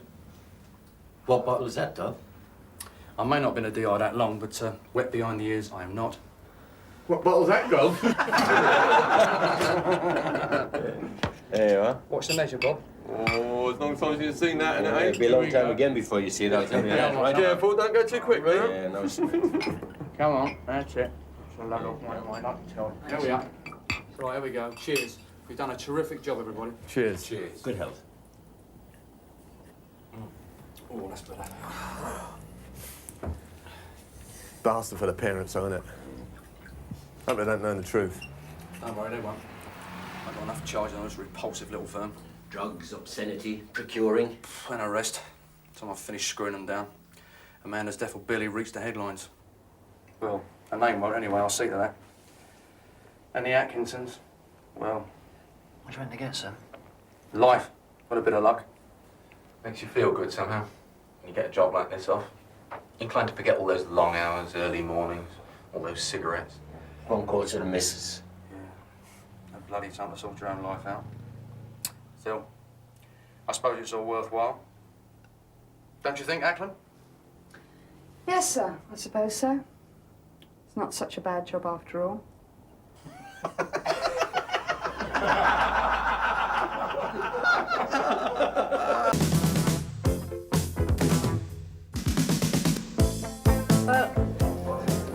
What must have happened, now I come to think of it, was I put the tin in my shopping bag by mistake. My shopping bag was in the trolley, see? And I wasn't looking where I put the tin. Now, that's a mistake anybody could make, isn't it, Sergeant? Yeah, that's right, Maggie. Mistake anyone could make. But not 8 times in 12 months. You must have more tins of salmon at home than John West. Where's Ackland? In the waiting room, Sarge, taking a statement from the store detective. Can after with a cup of rosy, love. I'm spitting feathers. Me too, Maggie. Me too. This way. Don't worry about it. It's just started. Quiet, please! Oh, you're not helping yourselves, you're not helping me. No, please, let me continue. Now, Mr. Brownlow, Mr. Galloway, there are about 200 youngsters living on our estate. Out of that 200, 30 are known heroin addicts. 2 have already died as a result of drugs overdoses. 1 found in a public lavatory, the other one dumped outside the hospital gates. It's a situation that if it was to... Let's have some action, not bloody words. They're killing our kids out there, don't you understand? And what are the police doing about it? Sweet FA.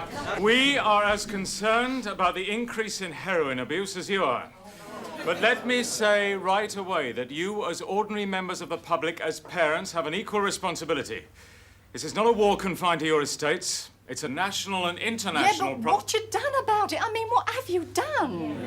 In this division, we've had considerable success, I might add. In the last 3 months, we have made 23 arrests for possession of heroin and 16 for supplying. This has been achieved as a direct result of criminal intelligence and, of course, information supplied by your association.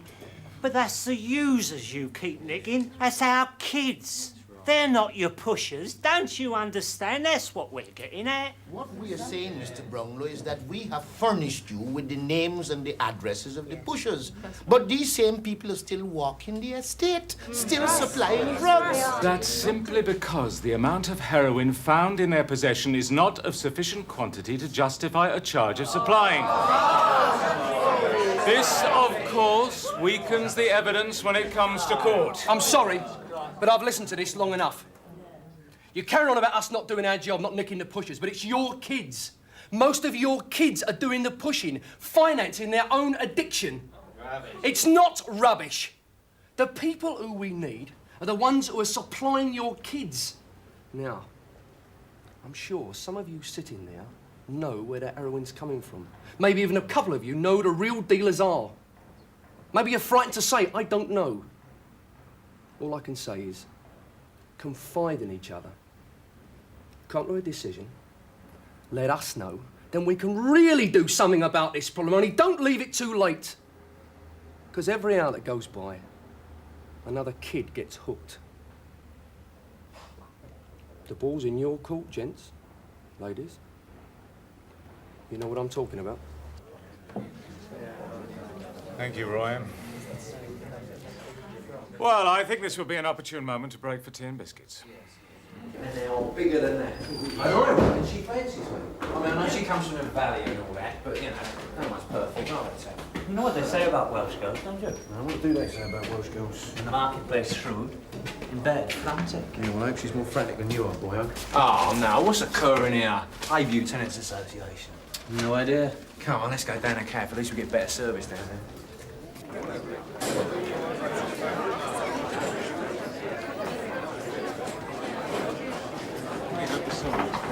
Discuss it as calmly as possible. Thanks.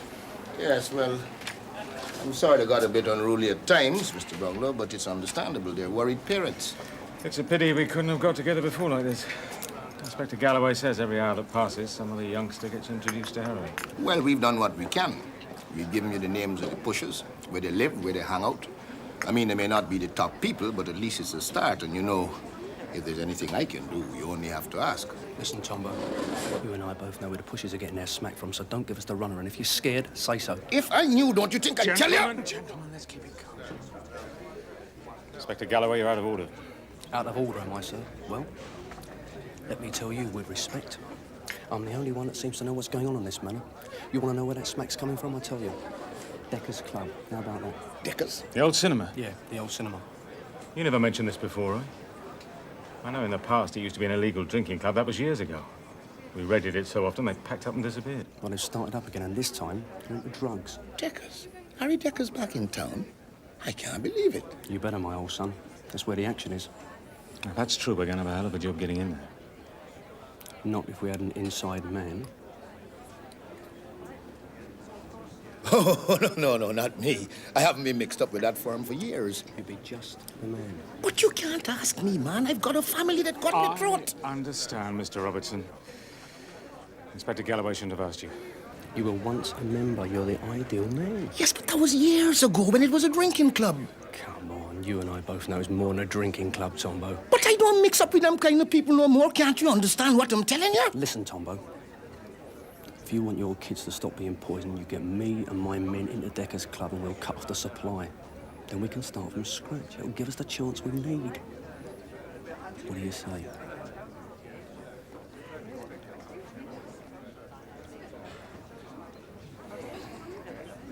Only you and Mr. Brownlow to know. Got yourself a deal.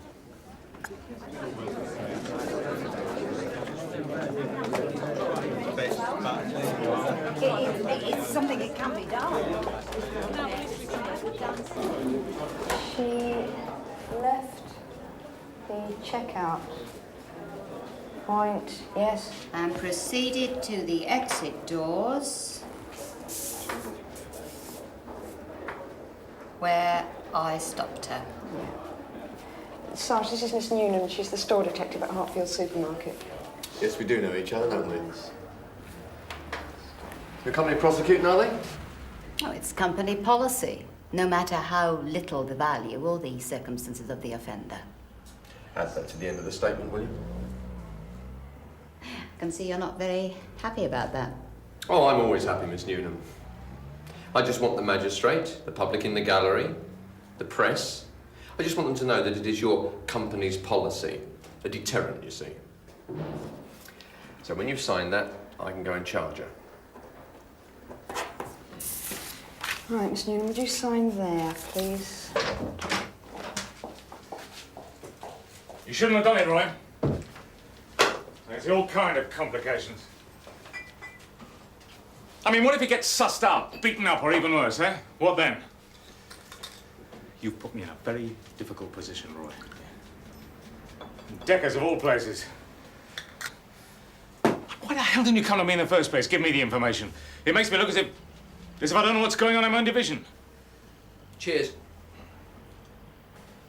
How long have you held back this information, Roy? I haven't. What do you mean you haven't? It's an educated guess, that's all. Am I hearing right? Only heard Deckers has started up again today. Illegal drinking, ponces, pimps, that sort of thing. Up to her old tricks. You remember the scene, don't you? And you've put an inexperienced undercover man in on an educated guess? Tombo will be all right, as long as he does as he's told. I'm concerned! When's he going to be in touch with you again? He's gone home to change. Then he's going straight there. Renew old friendships. He's going to ring me tomorrow morning about 9. Then we'll know. There's nothing to be concerned about. Well, I hope for your sake that nothing goes wrong, Roy. If we're in business, I suggest we don't waste any time. I'll get a warrant as soon as I know for sure. You're worrying about nothing.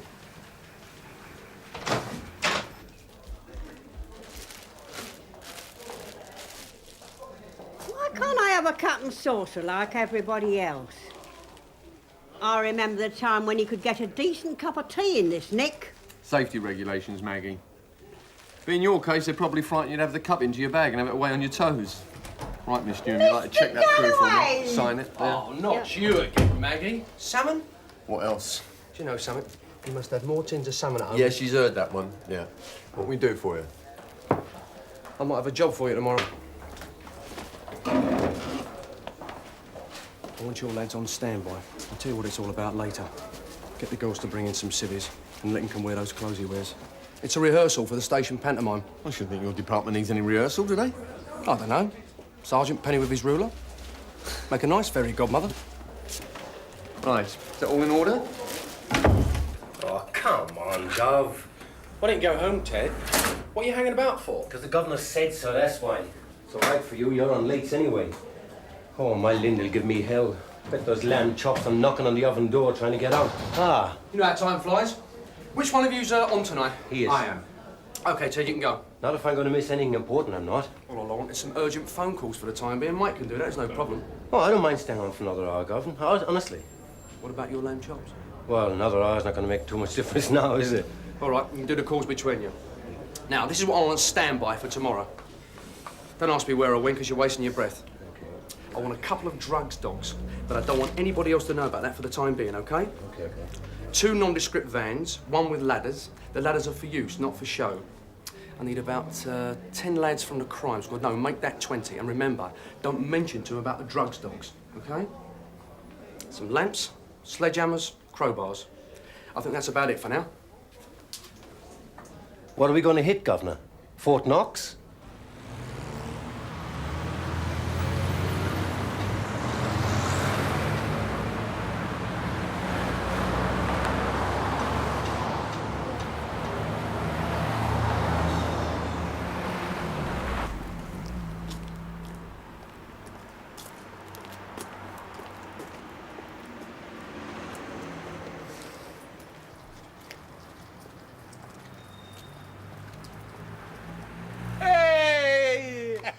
Nice to see you, brother, man. Nice.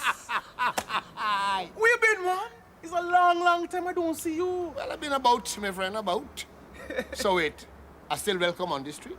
Sure. It's like time never passed. Right. Can I go in, Jesse? Sure, Tombo, sure. Never mind old Whitey. He made everybody. He's a real mean man, you know. In you go, Tombo, in you go. All right. Be lucky, black brother, be lucky. Boy, it's a long time I don't see me now.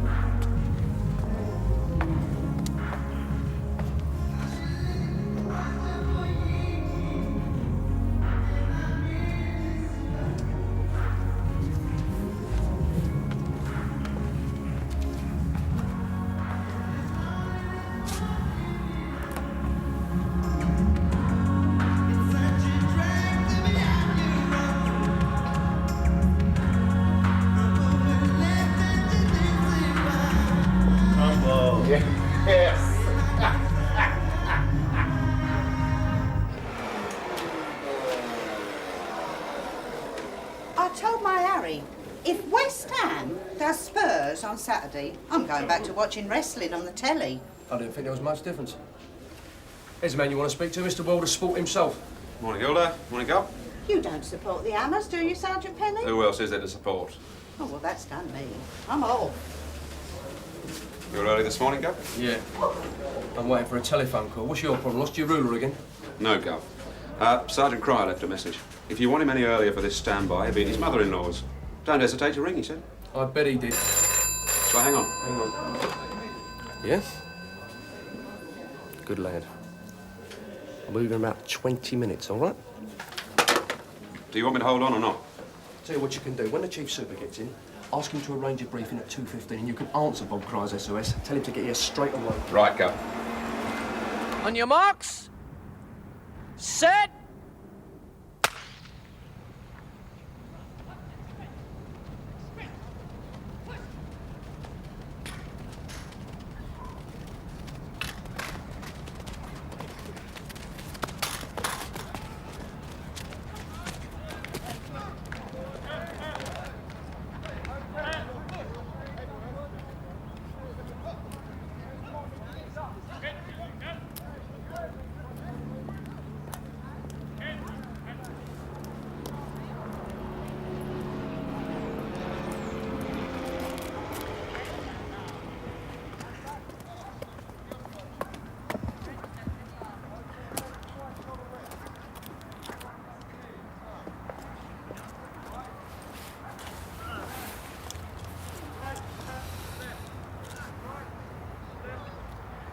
Used to do about this, didn't you?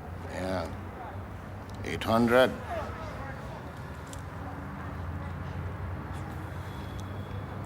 You didn't know for sure, did you? What? Deckers? Not 100%, no. It was a good guess. You were right. It's where the street dealers collect their supplies. It's a distribution point. They're well organized. How do you mean? Man, they got real professionals backing them. People way up the line. Big time. Big business, big money. No. This is not your ordinary man in the street pushing bits here, bits there, right? No. This is the real McCoy. Straight. This firm's got outlets all over the country. All right, all right. If it's as big as you say it is, perhaps I should hold off for a few days. Keep it under surveillance till the big one's there. No, they might suss you out and then you lose them for good. Look, there was talk about the delivery maybe this afternoon. I mean, I could be wrong. They might have been talking about something else, but then you could be lucky. What time? You might be wrong. What time? Come on, Tombo, you know. All right. Hit him at 3, but it'll have to be well organized. You leave that to me. I need you in there, though. I was dreading you would say that. Look, they'd kill me if they ever found out and that white brother is not a figure of speech. Look, all you need to do is be in there when we hit the place. You'll be my eyes and my ears. Point me in the direction of the right place to look, right people to nick. No more. Will I be arrested? Of course. Well, what then? Well, my old son. Ever told you the story about the one that gets away?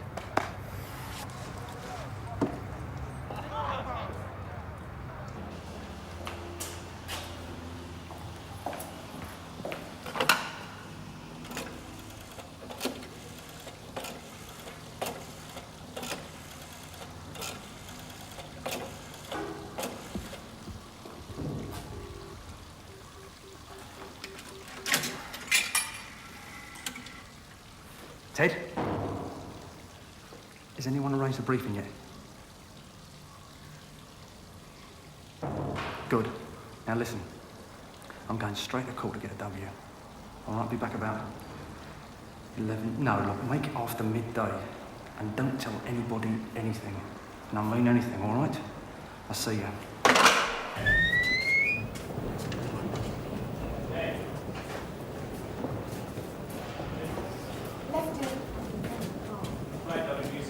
outside for about half an hour. You're late. Ackland. Sarge? There's a warrant outstanding on Maggie. Non-payment of fines. I've told the clerk. But CRO didn't say anything about that. Breakdown of communications this end. Tough. I know, sir. After a few cheap tins of salmon, are we, Bo? Don't get anything cheap off me. Non-payment of fines, indeed. How the hell am I going to find 20 knicker? You know I haven't got that, don't you? Well, pay him in salmon. Tell him, Right, go on. no, I'll tell him. Don't you worry. Oh, Ackland, don't forget, plain clothes this afternoon, jeans, sweater, that sort of thing. All right, love? Thanks. Case number 3. Who's on the bench? Red mine. Great. Right, now. I'm not going to send you to prison on this occasion, Mrs. Connolly. I feel it wouldn't serve any useful purpose.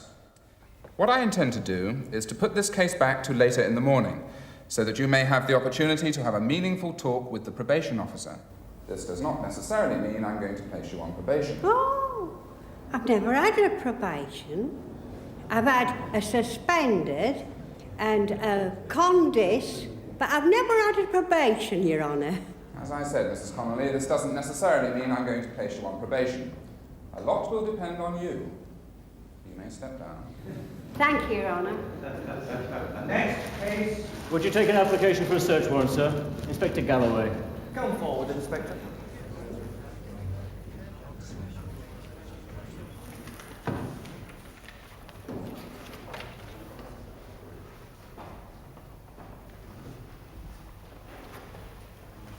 Siri. Yeah. Read aloud from the card, officer. I swear by Almighty God that I will truthfully answer all such questions as the court may demand of me. Detective Inspector Roy Galloway, attached to Sun Hill Police Station. Is this your signature? Yes? And the information true to the best of your knowledge and belief? Yes?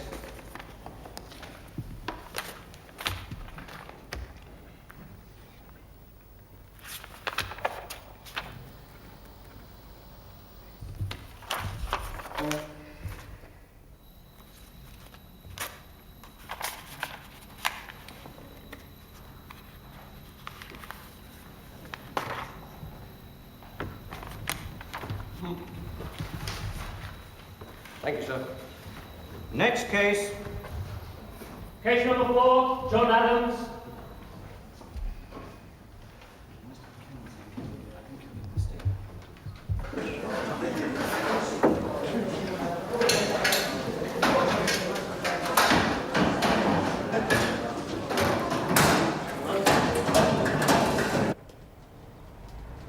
Come in. And about time. Where the hell have you been? Had a lot running around to do and get me working togs on. You get the warrant? Yeah. Good. You can give me the details as we go down to the briefing. Is everyone here, do you know? Everyone. I hope this is going to work, Roy. I'm going to have a lot of overtime to justify otherwise. Yes, of course. I rent my head overtime.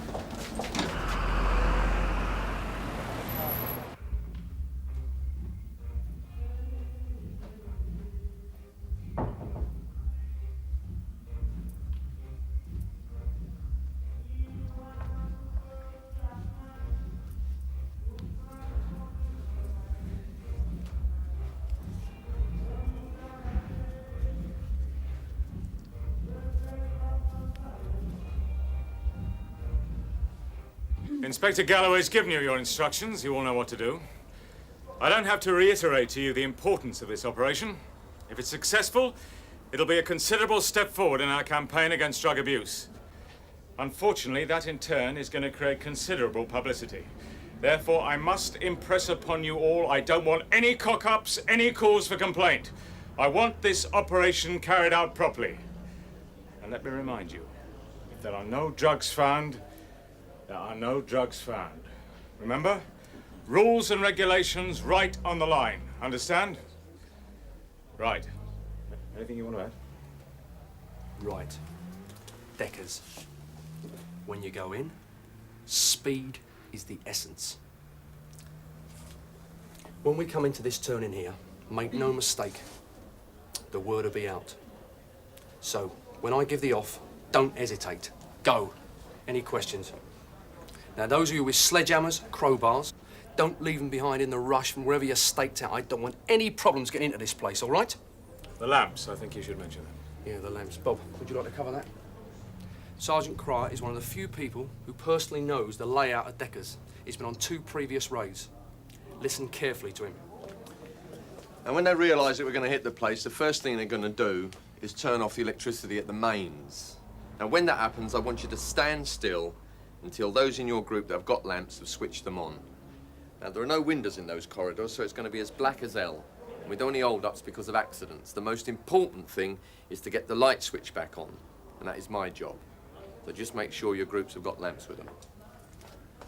Any other questions? You said we had an inside man, sir. How will we recognise him? You won't. I don't want this person to receive any special treatment. Therefore, it's better that you don't know his or her identity. Right. That's it. You'd be lucky, all of you. See you on the plot.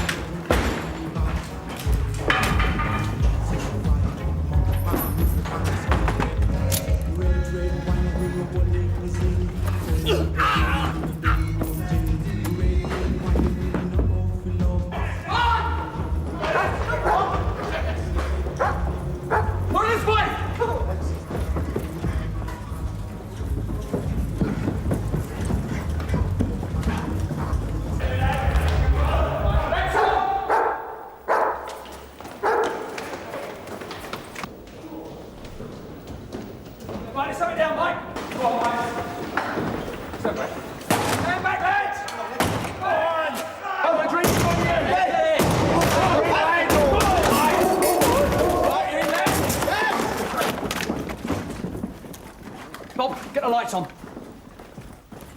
Someone get an ambulance.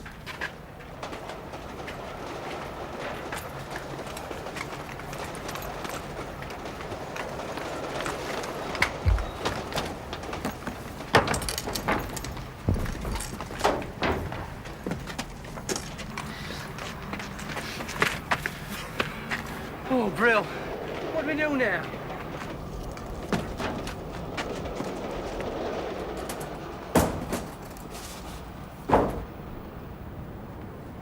Jim! Get him!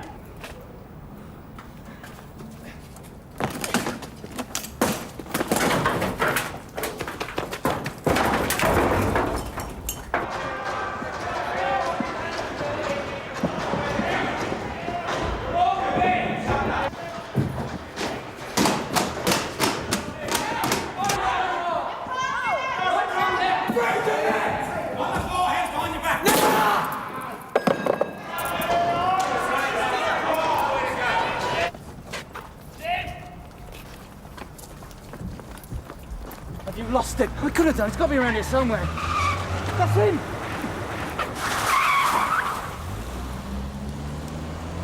Oh, bloody hell. Diplomatic plates.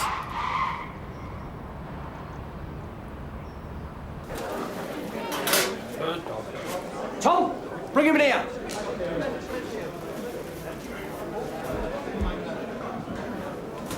Let him at least see what he's going to be nicked for. Whatever it is, it's got nothing to do with me. I've never seen it before. It's got to be worth thousands. Go on, put it on the end of your tongue. Let that was balmy as that lot in the upper circle. Come on, get them back to the nick. Make sure they're in a separate cell. I don't want them talking to the others, Tom. Look after that, my son. There's not a case of the panda.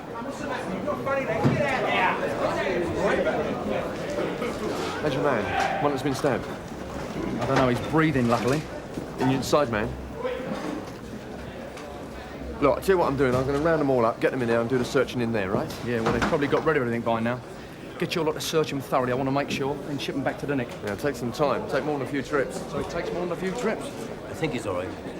What hospital are you taking him to? St. Agnes. You don't know who he is, do you, sir? No. I've never seen him before. Listen, what do you want me to do? Sir. I want you to make sure. Hold on a minute. Hollis, come here. I want you to go in there and stand in front of the heroin. Don't let anybody touch anything, nor that fridge. Go to it, lad. Sir, it's very important. Ted, I want the socko here and the photographer. Now, don't let the photographer take the pictures he wants. Make him take the pictures that we want, and in colour. Bugger the expense, all right? Yeah, OK, go. What's your problem, Ackland? Sir, Carver and Edwards have been on the air. Apparently they chased a man over the roof and tried to run him down in the car. Did he get away? Yeah. Oh, bloody hell. Have you circulated the number? No. Well, circulate it then. But, sir, the car's got diplomatic plates.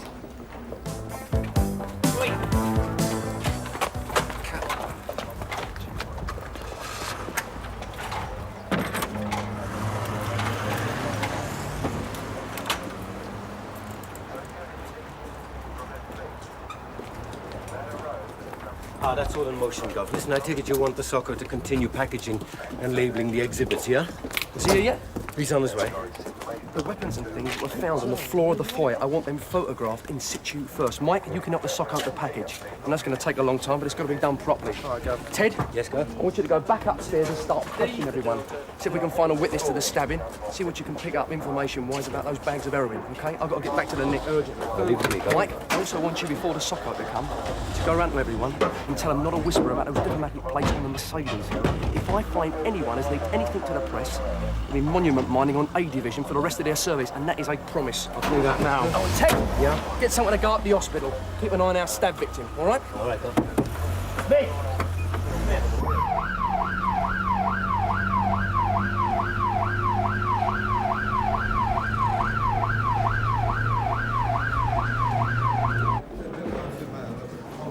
Come on now.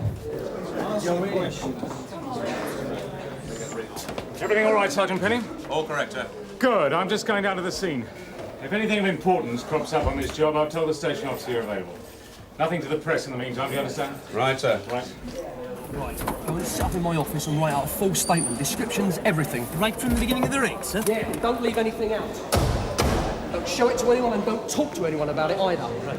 Oh, Roy, I was just on my way down to see you. Yeah, well, I was just on my way up to see you. We got trouble, an interesting development. I know. I've had 2 national dailies on the phone already, telling me I've had a drugs raid.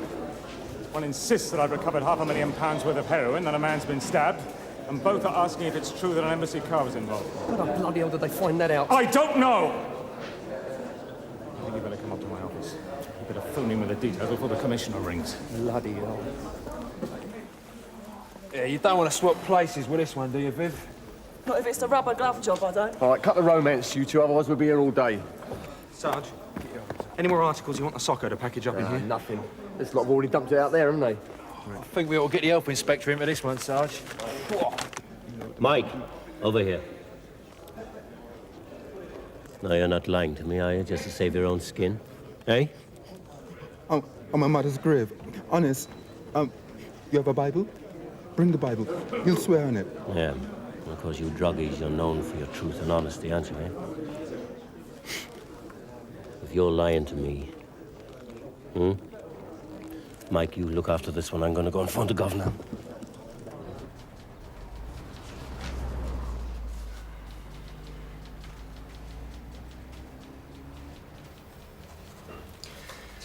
Sit down, Roy, for heaven's sake. We can't do anything till special branching day. How long does it take to check an embassy car? They're doing it right away. Then why are we waiting? I could have got what information we wanted in seconds on the computer. Roy, if this is an embassy car and not some figment of Edward's imagination because he and Carver lost their man, you have to realise that we are in a totally different ballgame. We have to adhere to the instructions there. Come on, Gov, please. Edwards and Carver are not going to make this up. What I'm saying, Roy, is if it's an embassy car, we have to abide by instructions. Now, I know that's going to be hard for you, Roy, difficult to understand. They can stuff protocol. I'm not interested in diplomatic bureaucracy. That's exactly what I mean. Look, Gov, we could be so near to cracking this drugs business, and that's what we should be concentrating our efforts on, not hanging on the end of a phone at the whim of some civil servant. Roy, I know how frustrated you feel, but it's out of our hands. What concerns me most at the moment, it should be concerning you, Roy, is Tombo Robertson. He'll be all right. I wish I had your confidence. People like Tombo always survive.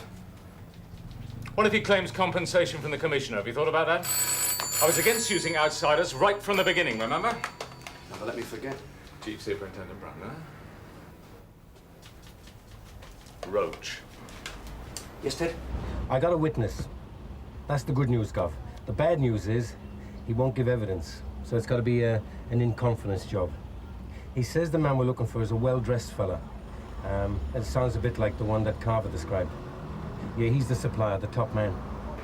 The man that gave you this information, are you sure you can't put pressure on him to give evidence? Chief Superintendent Brownlow, hello? Keep at him. What about the stabbing? Yes, Does he know anything about that? Yes, he does, yeah. Apparently the man got stabbed by Corcoran while he was trying to unbolt the door to let us in. Well, that's what it looks like. Governor, I take it that the fellow was your inside man, eh? Keep your thoughts to yourself, my old son. Yes, I've got that. Listen, Yes, I've got to understand. go. Cheers. Yes, right. The protocol department of the Foreign Office, but it's the Home Office will be in touch. Have you any idea how long that'll take? Yes, I understand. We'll wait for you to be in touch then. Simbula. It's a West African state. It's very delicate and very important.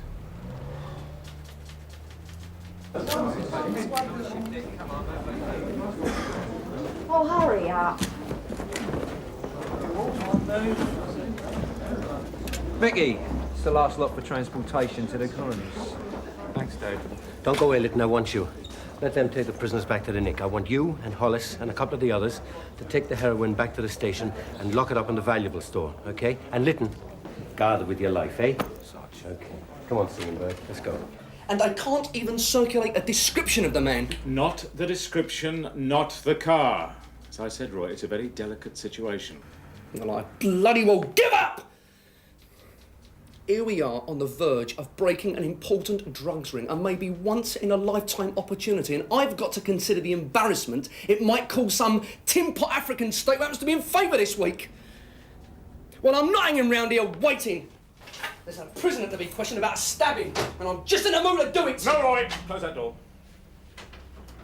I'm not having you question anybody until you've cooled down, and that is an order. Do you want to take me off the case? No, of course not. There's plenty of officers on this station quite capable of questioning Cochrane about the stabbing. Then what do you want me to do? Sit down there and twiddle my thumbs? No, I would suggest, Roy, that you go down to the hospital and see how Tombo Robertson is. That'll give you a chance to calm down a bit. I'll see you back here in an hour. By then we should be in a better position to know what steps we're going to take in this matter. I can tell you now, we're going to lose this. Some mandarin in Whitehall's already made the decision. Look, Roy! Roy, I'll do my best. I'm not entirely without clout. I promise you we won't come out of this completely empty-handed.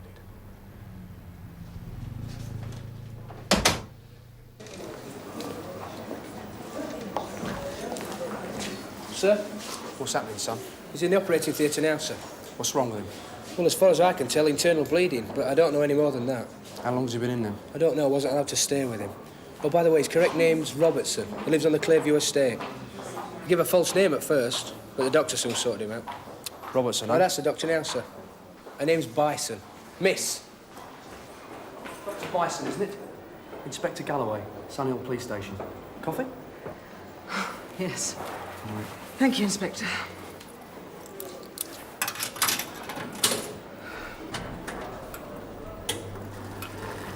about Robertson. We lost him. He's dead, I'm afraid.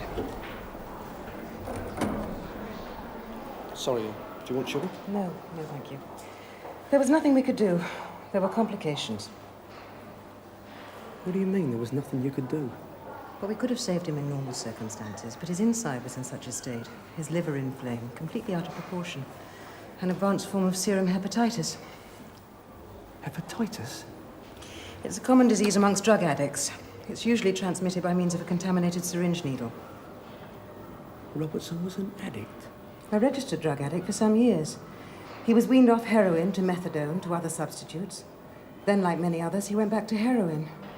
The clinic that was dealing with him lost contact about 12 months ago, which usually means he was back to buying it on the street. If we'd had his records from the beginning, we might just have saved him. But for some unknown reason, he gave a false name. Will you be informing next of kin? Inspector? Inspector? Oh, sir, can I have a relief now for grub? One at a time. What do you think I am, a bloody robot? Let's have some quiet, please. Hello? What's that, perspiration on your forehead? How would you know? Hey, look, I've got just the person here to make an old man very happy. Oh, no. Oh, well, if you're going to be like that, I'll come back later. I don't mind. Salmon? Yes, 3 tins. All a mistake, I suppose. Well, I wouldn't do it on purpose, would I? Oh, what are we going to do with you, Maggie? Well, you can start off by making me a nice cup of tea. Got to hand it to her, Sarge. She knows how to choose the right moment. Yeah, but she's going inside this time. What's your first? Holloway bound are, Maggie. And the irony is that this lot here will probably get a pound out of the poor box and tell her to bugger off. Not to be naughty little girls again. That's justice for you, eh, Sarge? Oh, Roy! I've done that statement for you, sir. Come in. Hello, Roy. Come in. Close the door. Roy, can I introduce you to Mr. North from the Home Office, Detective Inspector Galloway. How do you do? And Mr. Gilmoko from the Somalian Embassy. Pleased to meet you. Have a seat. Scotch?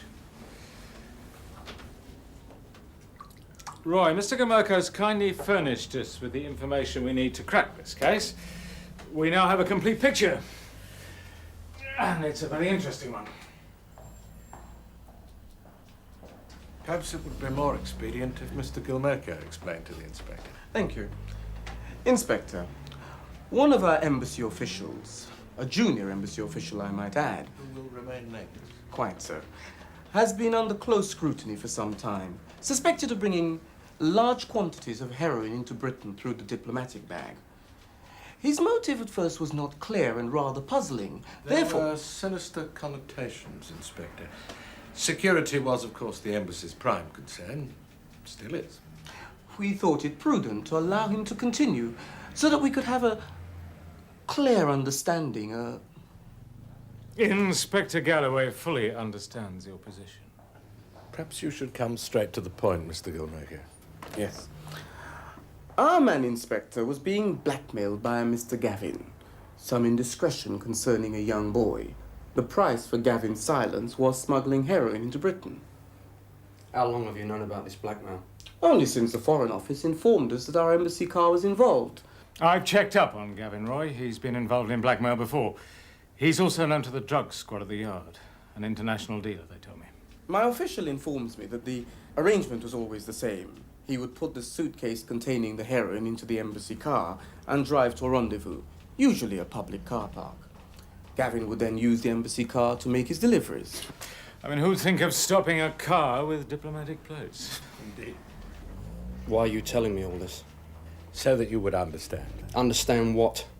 That the embassy official concerned will be claiming diplomatic immunity. He will be recalled. And go free. Right. No. He will be severely punished on his return to Simbula. That I can promise you, Inspector. Inspector Galloway, Mr. Gilmoko has gone out of his way to give you this information. It shows a cooperation between our two countries to stamp out the illegal traffic in heroin. Simbula does not wish to become a point in a new golden triangle. I see. What about Gavin? Mr. Brownlow tells me you have an inside man. I don't have to tell you your job, Inspector, but surely if this man is as good as Mr. Brownlow says, he'll have no trouble infiltrating any new drugs ring Gavin may set up. And you think it'd be that easy? Well, I think a substantial reward would be an incentive, don't you, Inspector? Something could be arranged. Within reason, of course. May I say something, sir? Yes, of course. I'm sorry, but I may be out of order, you see. Out there are parents at their wits' end, unable to do anything, pouring their hearts out to me, wanting to know what I'm doing about the heroin flooding onto their estate, killing their kids. And I've got to sit here listening to you talking about this job as if it's an embarrassment of some foreign embassy. Gentlemen, there's an epidemic out there! I'm sorry, Inspector. You can assure me of nothing, Mr. North. You should be in here representing us, making the noises I'm making, not sitting there wet nursing Mr. Gilmoco. This is a Home Office problem and nothing to do with any foreign embassy. The problem's here at home, on this patch. Inspector, my department is deeply concerned about heroin abuse. There is, in fact, at this very moment, a Home Office minister heading a government working party looking into this tragic problem. But this particular matter is something entirely different. There are underlying complications which I cannot talk about, matters of which I cannot speak. I was hoping you would understand, Mr. Galloway. I understand, all right. Only you try telling them parents out there, see if they understand. Roy, I think you've said enough. You've made your point. Just bear with me a little longer, sir. A few moments ago, Mr. North, you tried to tell me how to do my job. Well, let me tell you, I'll crack this case with or without the embassy's help. I'll get the evidence to convict Gavin. It may take me a little longer, but I'll be there. Oh, and, by the way, my inside man, for your information, was one of those parents. He's dead. He died trying to help us pull off this job. But then, you wouldn't understand about that, would you? Good day, gentlemen.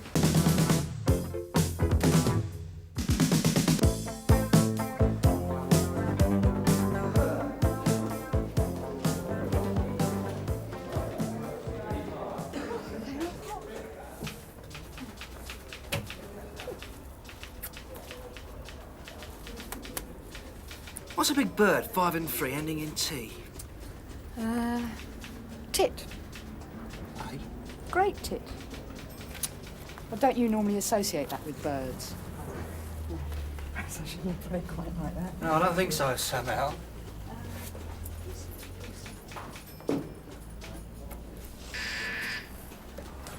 Scannell, police station?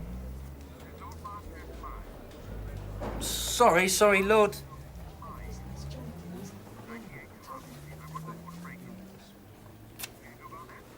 Yes, was anything taken? When did you discover the... Struth? What's the form? Breaking, Harvey Street, some big knob. Oh, come on. No, there's nobody in CID. What, nobody? Nope. Oh, Sarge, you ain't seen Mr. Galloway, have you? No, what's him? Breaking, Harvey Street. Anybody hurt? Don't think so. Call up, Edwards, he should be fairly near. But he wants somebody from CID. Does he? Oh, that's good. We'll have to have who we've got, won't he? Where is he, Lord Muck? He's Lord somebody. Eh? Well, that's what he said last no smile. Well, he must be somewhere. Who, Sarge? Galloway, who the bloody hell do you think? June, see if there's a car in the yard, will you? Sure. You put out a call, and I better phone the boozer. It was useless, but it weren't his fault, was it? It was the job, weren't it? Cheese and onion. All that's left, Mr. Galloway. Anything, George. I'm bloody starving. Stick a couple of wallies on my plate with you, George. So anyway, Gub, this also I was telling you about, right? The geezer... Keeping you busy then, Roy. Third time this week. You know what they say, don't you? All work and no play.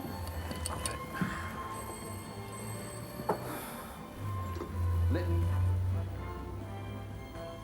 Yeah. Oh, no.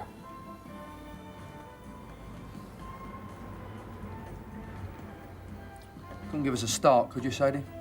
Come back about 4:30, when old Misery's having his afternoon kip. Nice thought, but it's food I need, Sadie. What do you mean, where have we been? We've only just left the Nick. Yeah? Right away.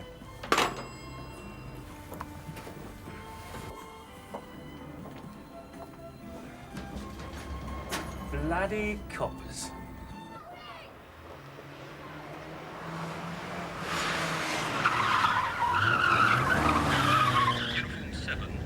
9898 Harvey Street.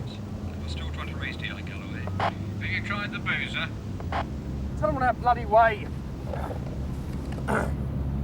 To all units, this is 3-9. We're stuck in heavy traffic. ETA 5 minutes. God willing.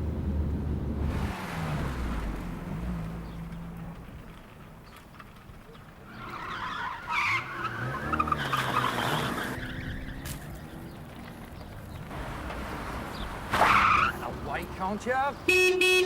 Get that bloody kid out of the way, can't you? Don't you talk to me like that, blowing your bleeding horn. Who do you think you are anyway? Frightening little kids. You ought to be ashamed.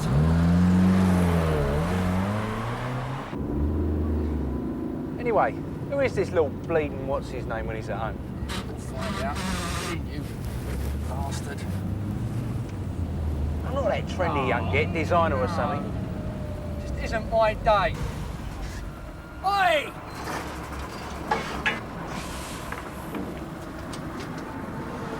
Cooper.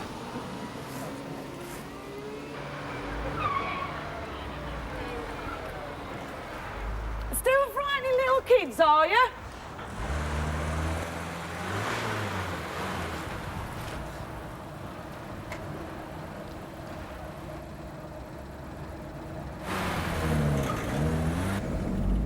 I'll bet if it was someone else's drum, we'd still be back in the pub having a nice little drink.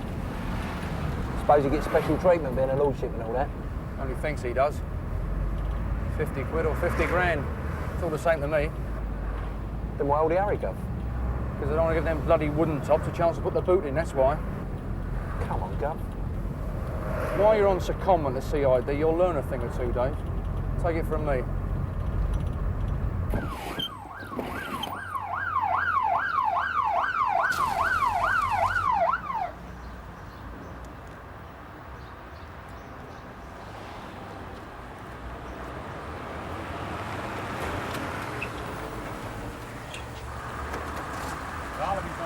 Okay. Right, Eric. You go with him.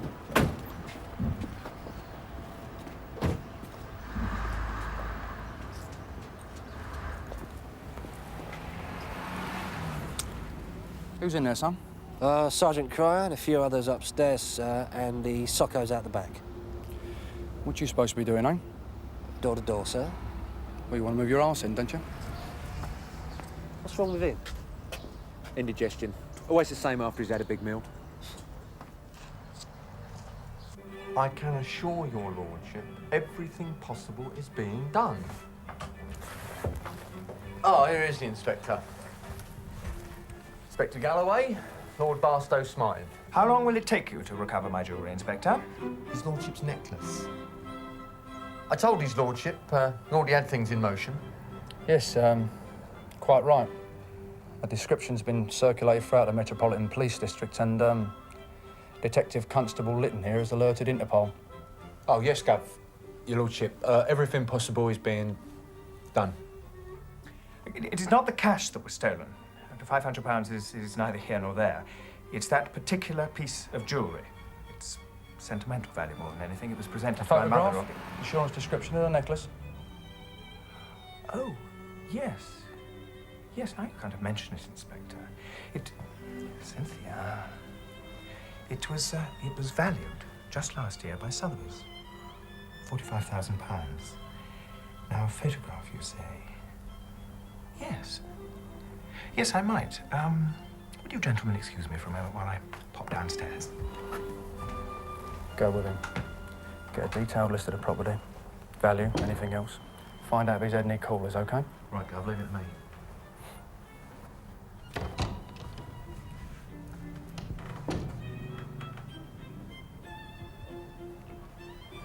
Where did he pick her up from? I thought the aristocracy had taste. Exactly Sotheby's, that's for sure. Looks drugged up to me. Never turns you on, Roy. Hey, what took you so long? Litten is a lousy driver. Right, so what's the SP? Coming through a back window downstairs, came straight up here, didn't touch the other rooms. Knew where to look, did they? Not really. His lordship's got some tasty gear downstairs. They could have had a field day. No alarms? None. Any suspects? No. You boys down the street? Every house? Yeah, well, you tell me to do it again. There's a nosy cow next door, on the first floor. If anything's happened in this street, she would have seen it. You can bet your life. You never miss a trick, Roy. That's what it's all about, Sarge. I'm sure my mum misses his curtains.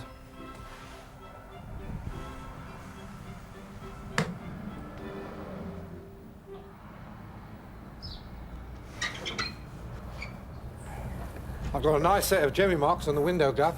If you can get the two, I can match them up. It's a perfect set. Any debs?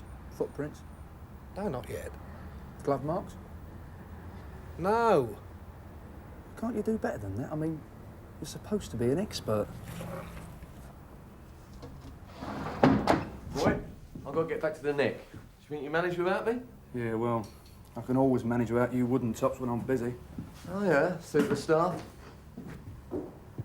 How do you spell that then, Guff? Spell what? Objet. Whatchamacallit? Objet d'art. Well, Inspector, you come to any conclusions? Could have been some kids, I suppose. And again, could have been someone wanting it to look that way. Now, is there any...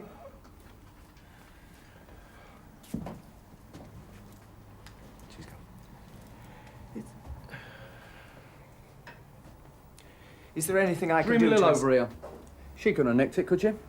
Inspector? She couldn't nick her own fanny. Yes, well, there's not much more we can do here for the moment. Got everything we need, haven't we, Litten? Yes, Gov. Right. We'll be in touch. If you remember anything else, you know the number. Inspector, it is imperative that I have that necklace back by the weekend. You see, my We mother wouldn't will want to simply upset die. your mother, would we? No. You can rest assured we'll leave no stone unturned.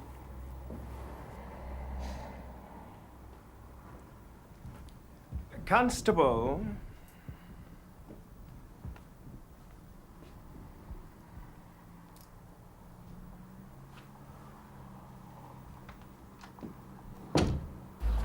What there, Gav? Back to the nick. Put it in the book. And it's down to you, my old son. Forgive me if I'm wrong, Gov, but shouldn't something like this be down to you? It is. But I'm at court all day tomorrow. So I've got to have someone doing the running about, haven't I? It's called delegate. You'll learn. Thanks a lot, Gov.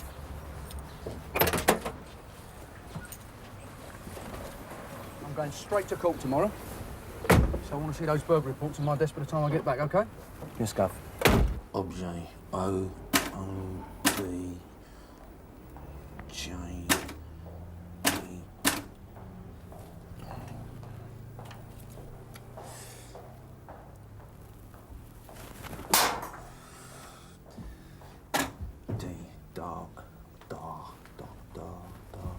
How's the coming to the superstars going then? What do you want? There's a rather nice young lady at the front desk. Says she wants to see the man in charge. Now, I told her the Crusoe had gone home, I did. But his assistant, I said, he's something else. And you're in luck, because he's working late.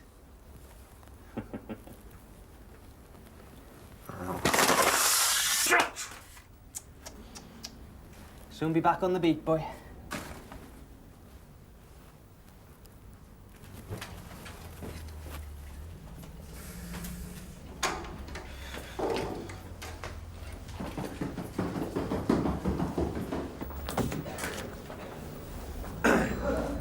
Hi, Jennifer Crosby, the advertiser. Do you see Litten? Yeah, well, sort of acting DC.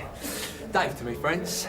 I was told you could fill me in with a few details about Lord Barstow Smythe's robbery. Yeah, well, it's a little bit too hot for anyone round here to handle, you know, with a insurance tag of 45 grand, easily identifiable.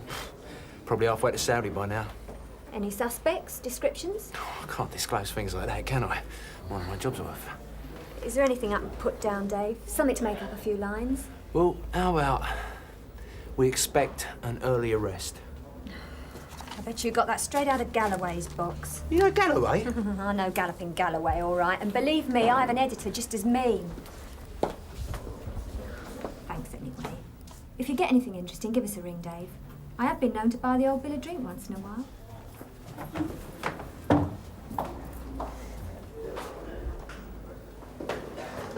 Here, you don't type by any chance, do you?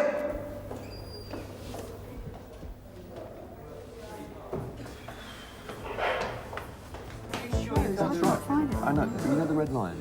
Yeah, which red line are you talking No, the one opposite the town hall. Look, Fenton Road. Like, see that black market? That is the Red Lion. Yes, madam. Well, if you'd like to drop in the documents sometime in the week, a copy will do. We'd be very much obliged. Have to get the old man to come up and sort it out himself. Sinning me. As if I got the bleeding time. Morning, all. So who's got his name in the paper then? All part of the job, Jimmy boy. Just routine. Expecting an early arrest, are we, PC? Hoping to be DC Litten? Litten of the yard, eh, More son? like bird brain. Coffee's up. Yeah, well, it's real police work, Sarge, isn't it? I mean, not like going around sticking tickets on everything that moves, know what I mean? Yeah, but if I was you, Police Constable Litten, I'd start dusting my helmet, because when Detective Inspector Galloway hears that you've been elbowing him out of the headlines, there'll be hell to pay. Officer in charge?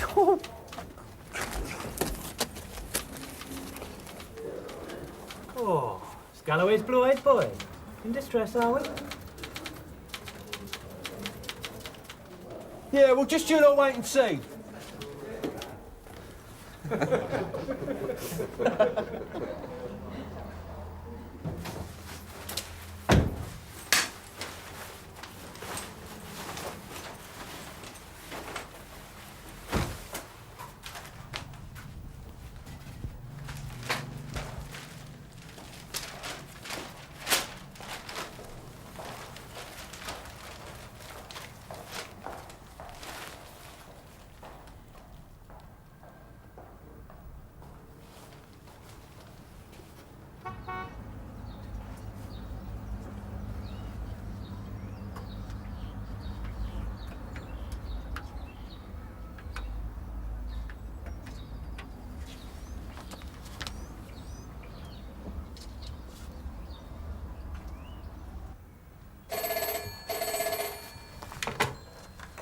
CID, Detective Constable Litten speaking. Hello?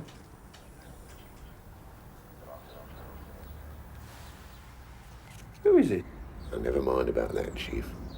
How would you like to get your hands on that piece of Tom from the Harvey Street job? Oh, leave it off, Chief. Diamond necklace, valued at £45,000, it says here. Too bleeding right, I would. Meet me in the park, by the pond, 10 minutes, all right? On your Todd or there's no deal. Got it? Okay, but how will I know who you are? Damn.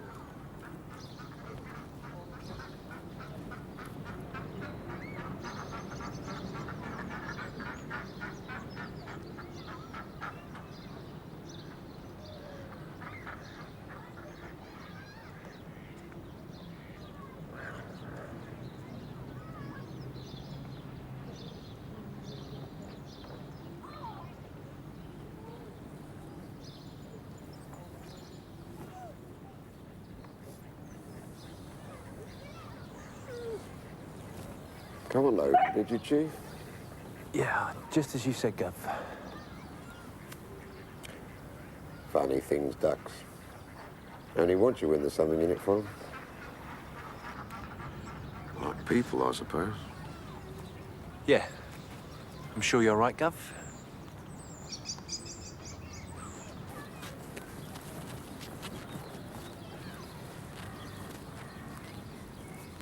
Didn't let that pig Galloway know anything, did you? Did just what you said. Seen it all before, you know. Takes all the glory, that man. Right, pig. Yeah, well, about the jewellery. On the blower, you said you knew where it was. Oh, no. No, I didn't say that, son. You old Bill always wanted to put words in people's mouths. But you said... I said I might be able to find out. Now, that's a different kettle of fish, Chief.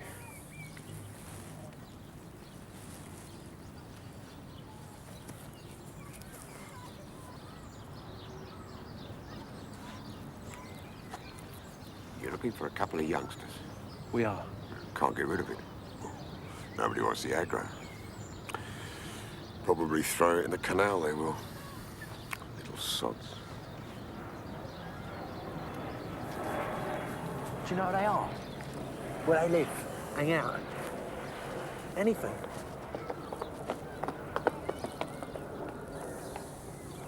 Suppose I could find out, though. Well, that's what you got me down here for, isn't it? The gear? Well, there's got to be an earner in it for me, Chief. You know that, don't you? Nothing for nothing, know what I mean? Yeah, I know what you mean, all right, but... Look, I can't make any promises, but I'll see what I can do, Gov, OK? Can't live on promises, Chief. If I've got to put myself about, I want some real money. In advance. Today. Insurance money? Oh, I don't know about that. I mean, they're a bit iffy on things like that, insurance companies. They pay out walls on conviction only. Well, you want that bit of tongue, don't you? Want to see the villains up in front of the beak? All that glory. Detective Little Crap. Litten. Whatever you like. Think it over, Chief. I don't know. And for all that, all I want's $1,000. Yeah. When the little gang goes down to do its porridge, I get the balance. Well, that seems fair enough, Chief, in anyone's book. Look, insurance people are businessmen, aren't they? Lay out $1,000, get 44 back. Can't be bad, can it? Know what I mean? Now, this is what you've got to do, Chief, if you want to get that gear back. Yeah. You've got to find out who the insurance company are. Right. Then ring them up and ask to speak to their assessor. The assessor? Yeah. Now, when you look at Yeah, I understand. Sarge, I need it. Good kick up the arse. But the appointment was originally... I'm talking to you, lad. It's 10:30. Messages haven't been filed. You haven't booked on. Booked out. And the uniform is screaming. Yeah, that's what I've been trying... Mike and I had to make our own coffee. Didn't we, Mike? Well, can't we meet tough before you the said case something? comes? Look, Sarge, I need your help. Look, I need some advice, right? It's about an informant. Let's take it stage by stage, shall we? First of all, have you looked it up in the good book? Oh, I know what it says in the training manual, Sarge, for Pete's sake. But this is something different. Nothing can be that different. That book covers every aspect of the game. It's your Bible, Litten. It's never wrong. It tells you what to do when you get caught in a carsey without paper. Section 23, para 16. An informant is a dangerous breed. Treat with extreme caution. Now stop taking the mickey, Sergeant. Don't wear me up. I'm asking for your help. It would seem to me, young man, that you don't need any help from anybody. You don't like the assignment, you shouldn't have applied. I'm on my way, sir. Mike. Just bloody stupid. You wouldn't believe it, Dave. No. Second time in 2 weeks that bloody solicitor's changed the appointment. What a shame. Look, That's Mike, ridiculous. Mike, I just need 10 seconds of your time. Gotta keep your eye on the small print, Dave. You know what those devious bastards are like. Yeah, sure. Sorry, mate. I got a dash. Oh, come on, Mike. He's phoning back at me, Dan. I don't know what to tell him. Well, tell him to call back at 3. 3? I'll be about by then. Give you a hand. By the way, if anybody wants me, I'm at Rosen & Sons. Official business. Oh, Mike. By the way, Dave, take it easy, okay? Mike. There's a few jobs down on the book to you, Litten. You better sort yourself out before Galloway gets back.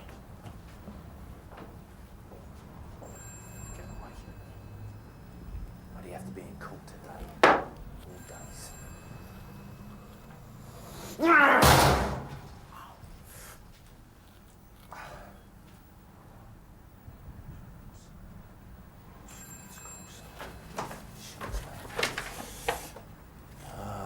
City and Global Insurance, Mr. Winston.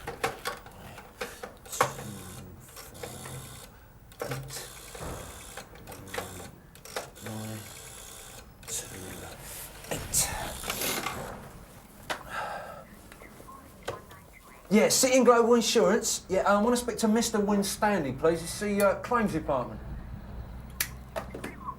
Yeah, sure. Morning, Tim. Oh, hiya, Bob. How's that young lad of ours? Who? Oh, Litten. Enjoying making tea with the CID, is he? It's a bumptious young bugger, isn't he, eh? Two things go together, Ted. We're all young once. I wasn't. Wish people wouldn't bung fag-ends in here. I know, it makes them so difficult to light. Daddy, Yes, I appreciate that, Mr. Winstanley, but my informant sees it differently. Yeah, well, you see, he reckons, why should he put the job up? That's recover the necklace and the villains of the piece get nicked, and then have to wait, say, 12 months for a conviction before he gets any dosh. I know it's against company rules, Mr. Winstanley, but my man looks upon it as a kind of act of good faith. You know what I mean, £1,000 now. Yeah. Look, it's the only lead we've got. If we don't recover the necklace today, well, who knows? Well, you do what you think fit, Mr. Winstanley, but it's no skin off my nose if my man takes it into his head to ring his lordship himself and tell him that he nearly got his necklace back, but the insurance company wouldn't put up £1,000. You tell me, Mr. Winstanley, but if I can't pick up this lead, then your company could be well over 40 grand down the toilet. Plus we lose the villains. Yeah, I know it's a vicious circle, Mr. Winstanley, but that's how it goes. Yeah, well, you do that, Mr. Winstanley. You call me back within an hour. I shall await your call.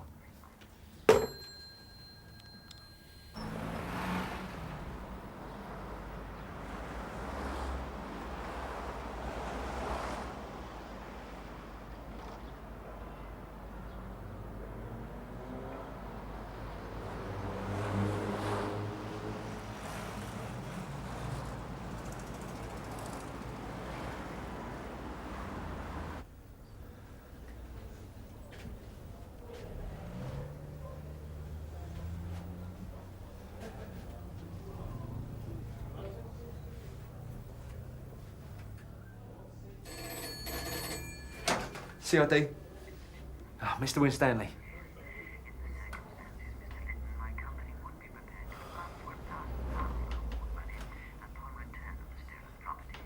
Wise decision, Mr. Winstanley. I'll be in touch.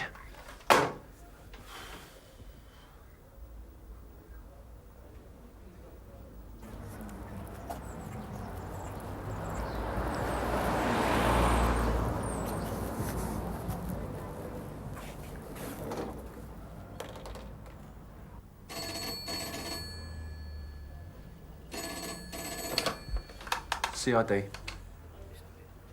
Yeah. I can make your terms. Nice. Well, you've got yourself a deal, Chief. I'll ring you back within the next couple of hours. I'll only say it once. Time and a place. Then it's down to you. Okay?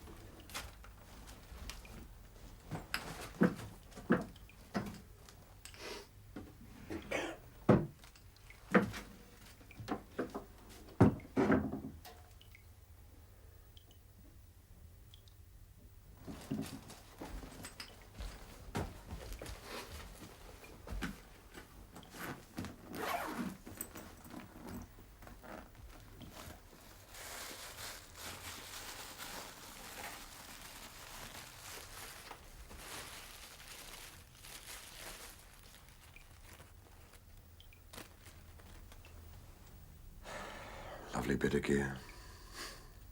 Pity.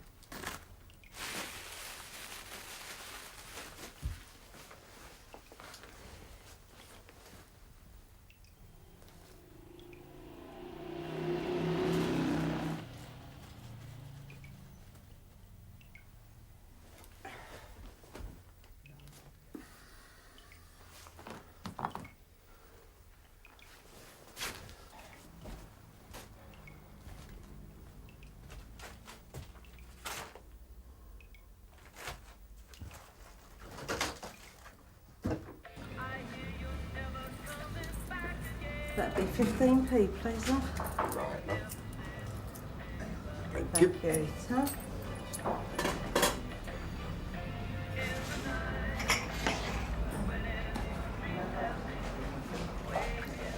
Nah. Do you want a Kimber? Little small blonde one. Snappers. Yeah, run back in us as a podgy. Nah. Podgy, she was as fat as a pig. Nah, I'll tell you what. Yuckstar. Yuckstar Hills. Can't make it out, you know. All this unemployment. They're all right if you want it, you know. Take me, for instance. Got this old house. Falling to pieces. Terrible state. What? Man from the council said, you got to make a start, Chief, or you lose your grant. Well, told him about my old back. Wouldn't stand up to it, I said. Gives me jippy dust. Bit of help, he said, that's what you need. Do it in no time. Well, told him. £40 a day I'd be willing to pay. Well, I mean, it'd be worth it, wouldn't it? If I could find a couple of lads, well, as it happens, like yourselves, I could put up an extra tenner. That's if you start today, of course. What do you say, lads? Right, lads. I'll tell you what I'll do. I'll go and get the brushes and paints and meet you there, say, 3 on the dot, OK? Right, mate. Lovely. Don't be late, or there'll be a penalty clause. Done. Oh, one other thing. We'll start in the basement. I'll leave the door open for you, OK?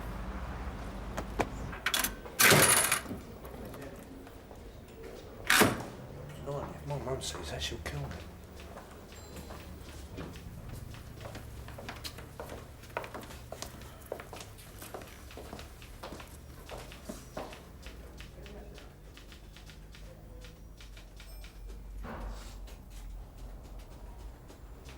Come on, you bastard, ring!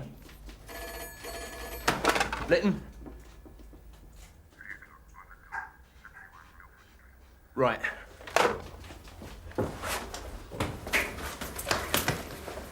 Hey, Litten!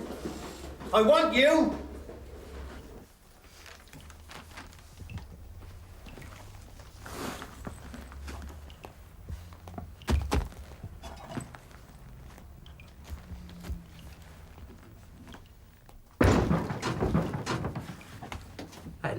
Hello? What have we got here then?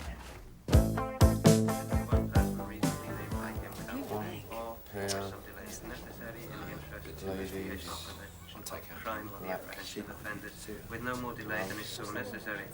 If you want to have notification of your arrest or whereabouts sent to some person named by you should inform the inspector or sergeant on duty at the police station. If you do not wish to have notification sent at this time, you will be entitled to make such a request at any future time while you are in custody, should you so desire. I don't know what you dragged me in here for, officer. That gear's got nothing to do with me. I've never seen it before. If it is decided to delay your request for notification to be sent, you will be so informed. Honestly, I don't believe this is happening to me. Can I at least go to the toilet? Oh, hoping to get rid of something, are we? Flush it down the loo, perhaps? I'm wise to all those tricks, my son. I've been down the pits all my life, you know. I'm going to wet myself in a minute if you don't stop messing about. Blue. Hello. Carver. Wool. You'll meet a lot of those inside. Desperate Dans. They're all raving puffs, you know.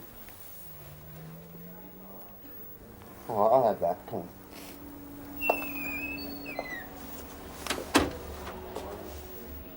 Diamond. You're not doing yourself any favours by not talking to us, you know. Your mate's got Necklace. trouble. He's got 4.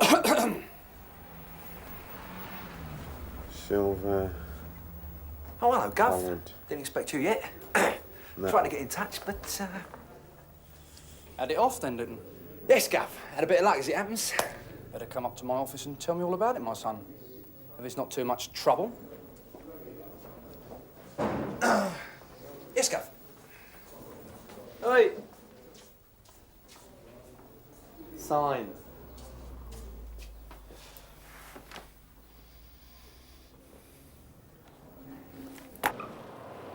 Oh, he certainly staked his claim for fame. Oh, Dave, he's practically bursting with it. Wouldn't you? I would. Oh, yeah, I credit where it's due. It's only that I wish you'd see there's something more to the job than merely CID. Merely CID only, I'd say. Yeah, well, that's my point. Only CID. Big Wally. Do you think they'd take him on? Well, CID. Depends on Galloway. Well, it stands a fairly good chance now. 13. Oh, how'd it go at court, Gav? I must have tried a million times to get through, honest, Gav. Close it. I did the best I could. Used my initiative, just like you'd always told me. Try to put myself in your place, you know. Try to think like... Well, you know what I mean, Gav. You did well, my son. You really know how to put someone through. That doesn't mean to say I'm pleased. I'd like to have been put in the picture a little earlier. Know what I mean? I don't like to be the last to know. Remember that? Yes, Gav.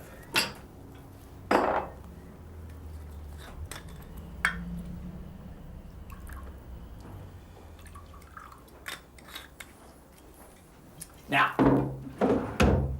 let's go right through it from the beginning. Sure, Gav. Cheers. Well, I put the word out on the streets, got in touch with a couple of me snouts. Word soon Snouts, got... you say? Didn't know you had any, Dave. Yeah. Well, you know, it's a bit sensitive. Don't like to put it about, if you know what I mean. I mean, this geezer's a bit... Well, you know, it's... He'll get on the blower, but to go out and make... So he got on the blower, did he? This snout? Yeah. You were saying? Well, excuse me, Gav. There's a Mr... Win Stanley? Yeah. Tell him I'll be out in a moment. Well, actually, Gav, he's come I know he's here to see. Now tell him to wait. Yes. Sir. Gav, I can explain, honest. Listen, my old son, and listen good. If you thought for one moment I was naive as to believe that load of old codger... Gav, I can explain... Shut up and listen!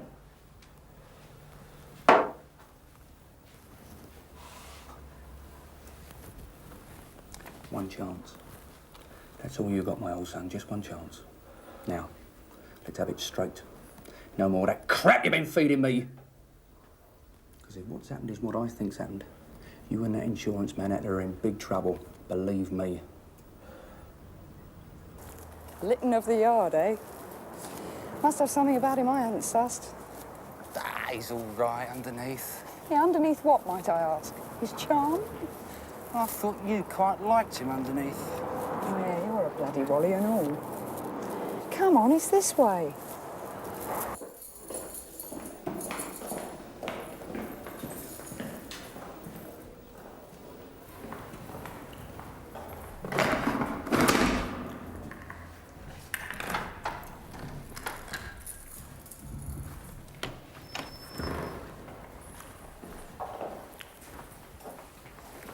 On your feet, son. I said on your feet, son! Now, there's only two ways you're going to get out of here, my son. The choice is yours. Tomorrow morning, by prison van, with so many charges round your neck, they want to throw away the key. Do you understand? Because that, sunshine, is when reality comes. When you meet all those other strong, silent types on remand like yourself.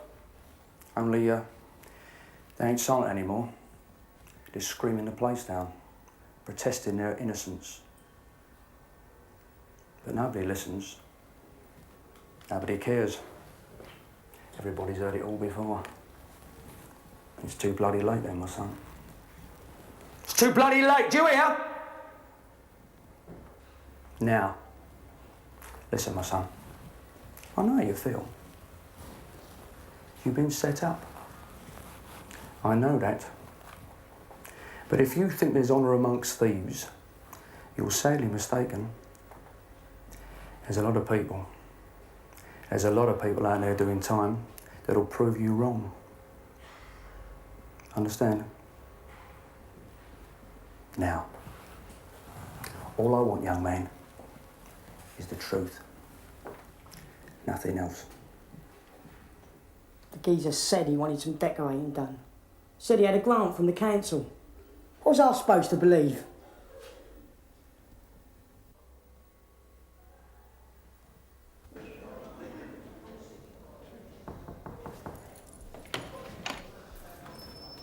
Next.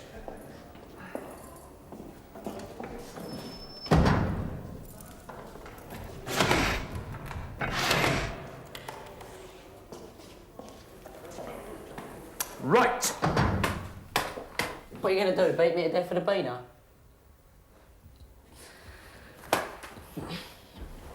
Now, listen, smart ass.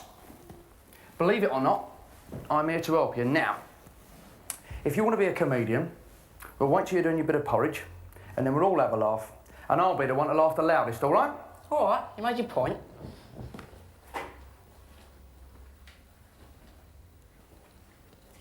So what do you want to know?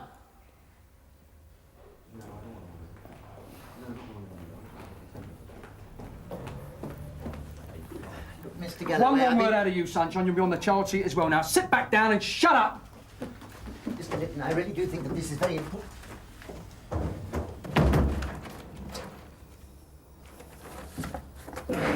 Right, read it. James Roland O'Hara. Better take a seat, Litten. You'll need it. Read it, Sunshine. Let's hear it. O'Hara is a dangerous informant. Method. Seeks out young, inexperienced officers. Tenders bogus information, then claims insurance rewards by setting up innocent youngsters with stolen property he is unable to place. Carry on. Known variously as the Major, the Reverend Kelsey, and the Honourable James Faversham. Enough? I didn't know, Gov, honest. Do you realise how close you are to conspiracy to pervert the course of justice? You and that insurance man out there? You get your name in the papers, all right? I didn't know, Gov. If you come out of this without a scrape, be a miracle. Gov, you've got to do something. Anything. There's two things going for you, my son. One is you got the gear back. The other is I know how his mind works. What time's the meet? 4 o'clock in the park. Is he wearing a beard? No, he had a little moustache. White stick? No, he had a little dog.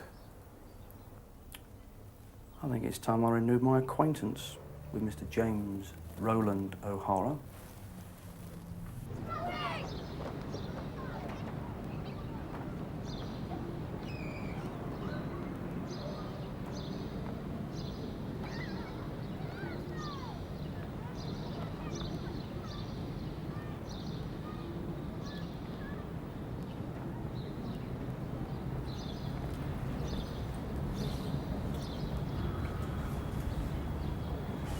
Up to your old tricks again, Jimmy boy.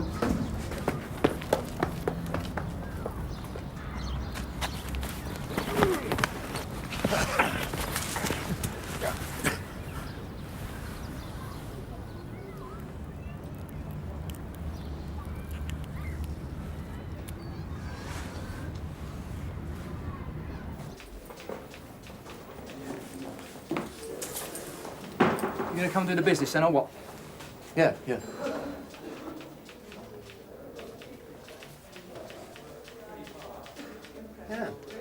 it's fine. Yeah.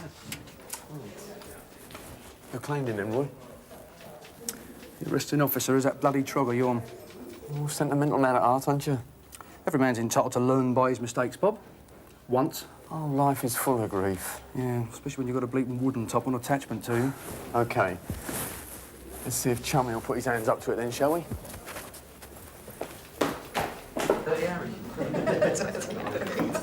Mind if I join you? Hello, Skip. What you done with our boy Wonder then? He's taking a statement. What, still? Well, he does write slow. O'Hara surely never give him a cough. Oh, listen to the little lady. Why wouldn't he? With his form? I wouldn't know, darling. Not with somebody like O'Hara. Because you can't tell whether he's coughing or laughing. Poor old Dave. Been set up by a dodgy snout first time round, eh? It's happened to better than him. He'll learn. Quite quickly, I'd say. Fancy the old boy doing a runner, eh? Yeah, I just said hello and he was off. What price would you get on him for 100 yards, eh? At the same price I'll get on you, I reckon. Litten did the right thing for you then, right? Ah, he's not a bad lad, Bob.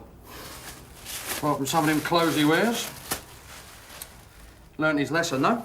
Not too soon, I hope. For your sake. Why's that? Well, if he learns too soon. Well, that means, don't you? Oh, what? You're gonna have to start buying your own booze. Get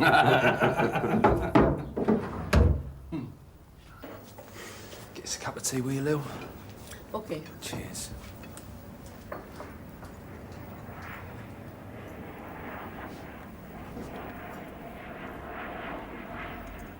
Listen to this. Chief Superintendent Litten of the Yard told me recovering diamond necklaces is all in a day's work for a young policeman. In fact, according to Chief Commissioner Litten, rarely a day goes by without... Very funny. I'm just reading about you. Yeah, so I heard. Up for a commendation, are we?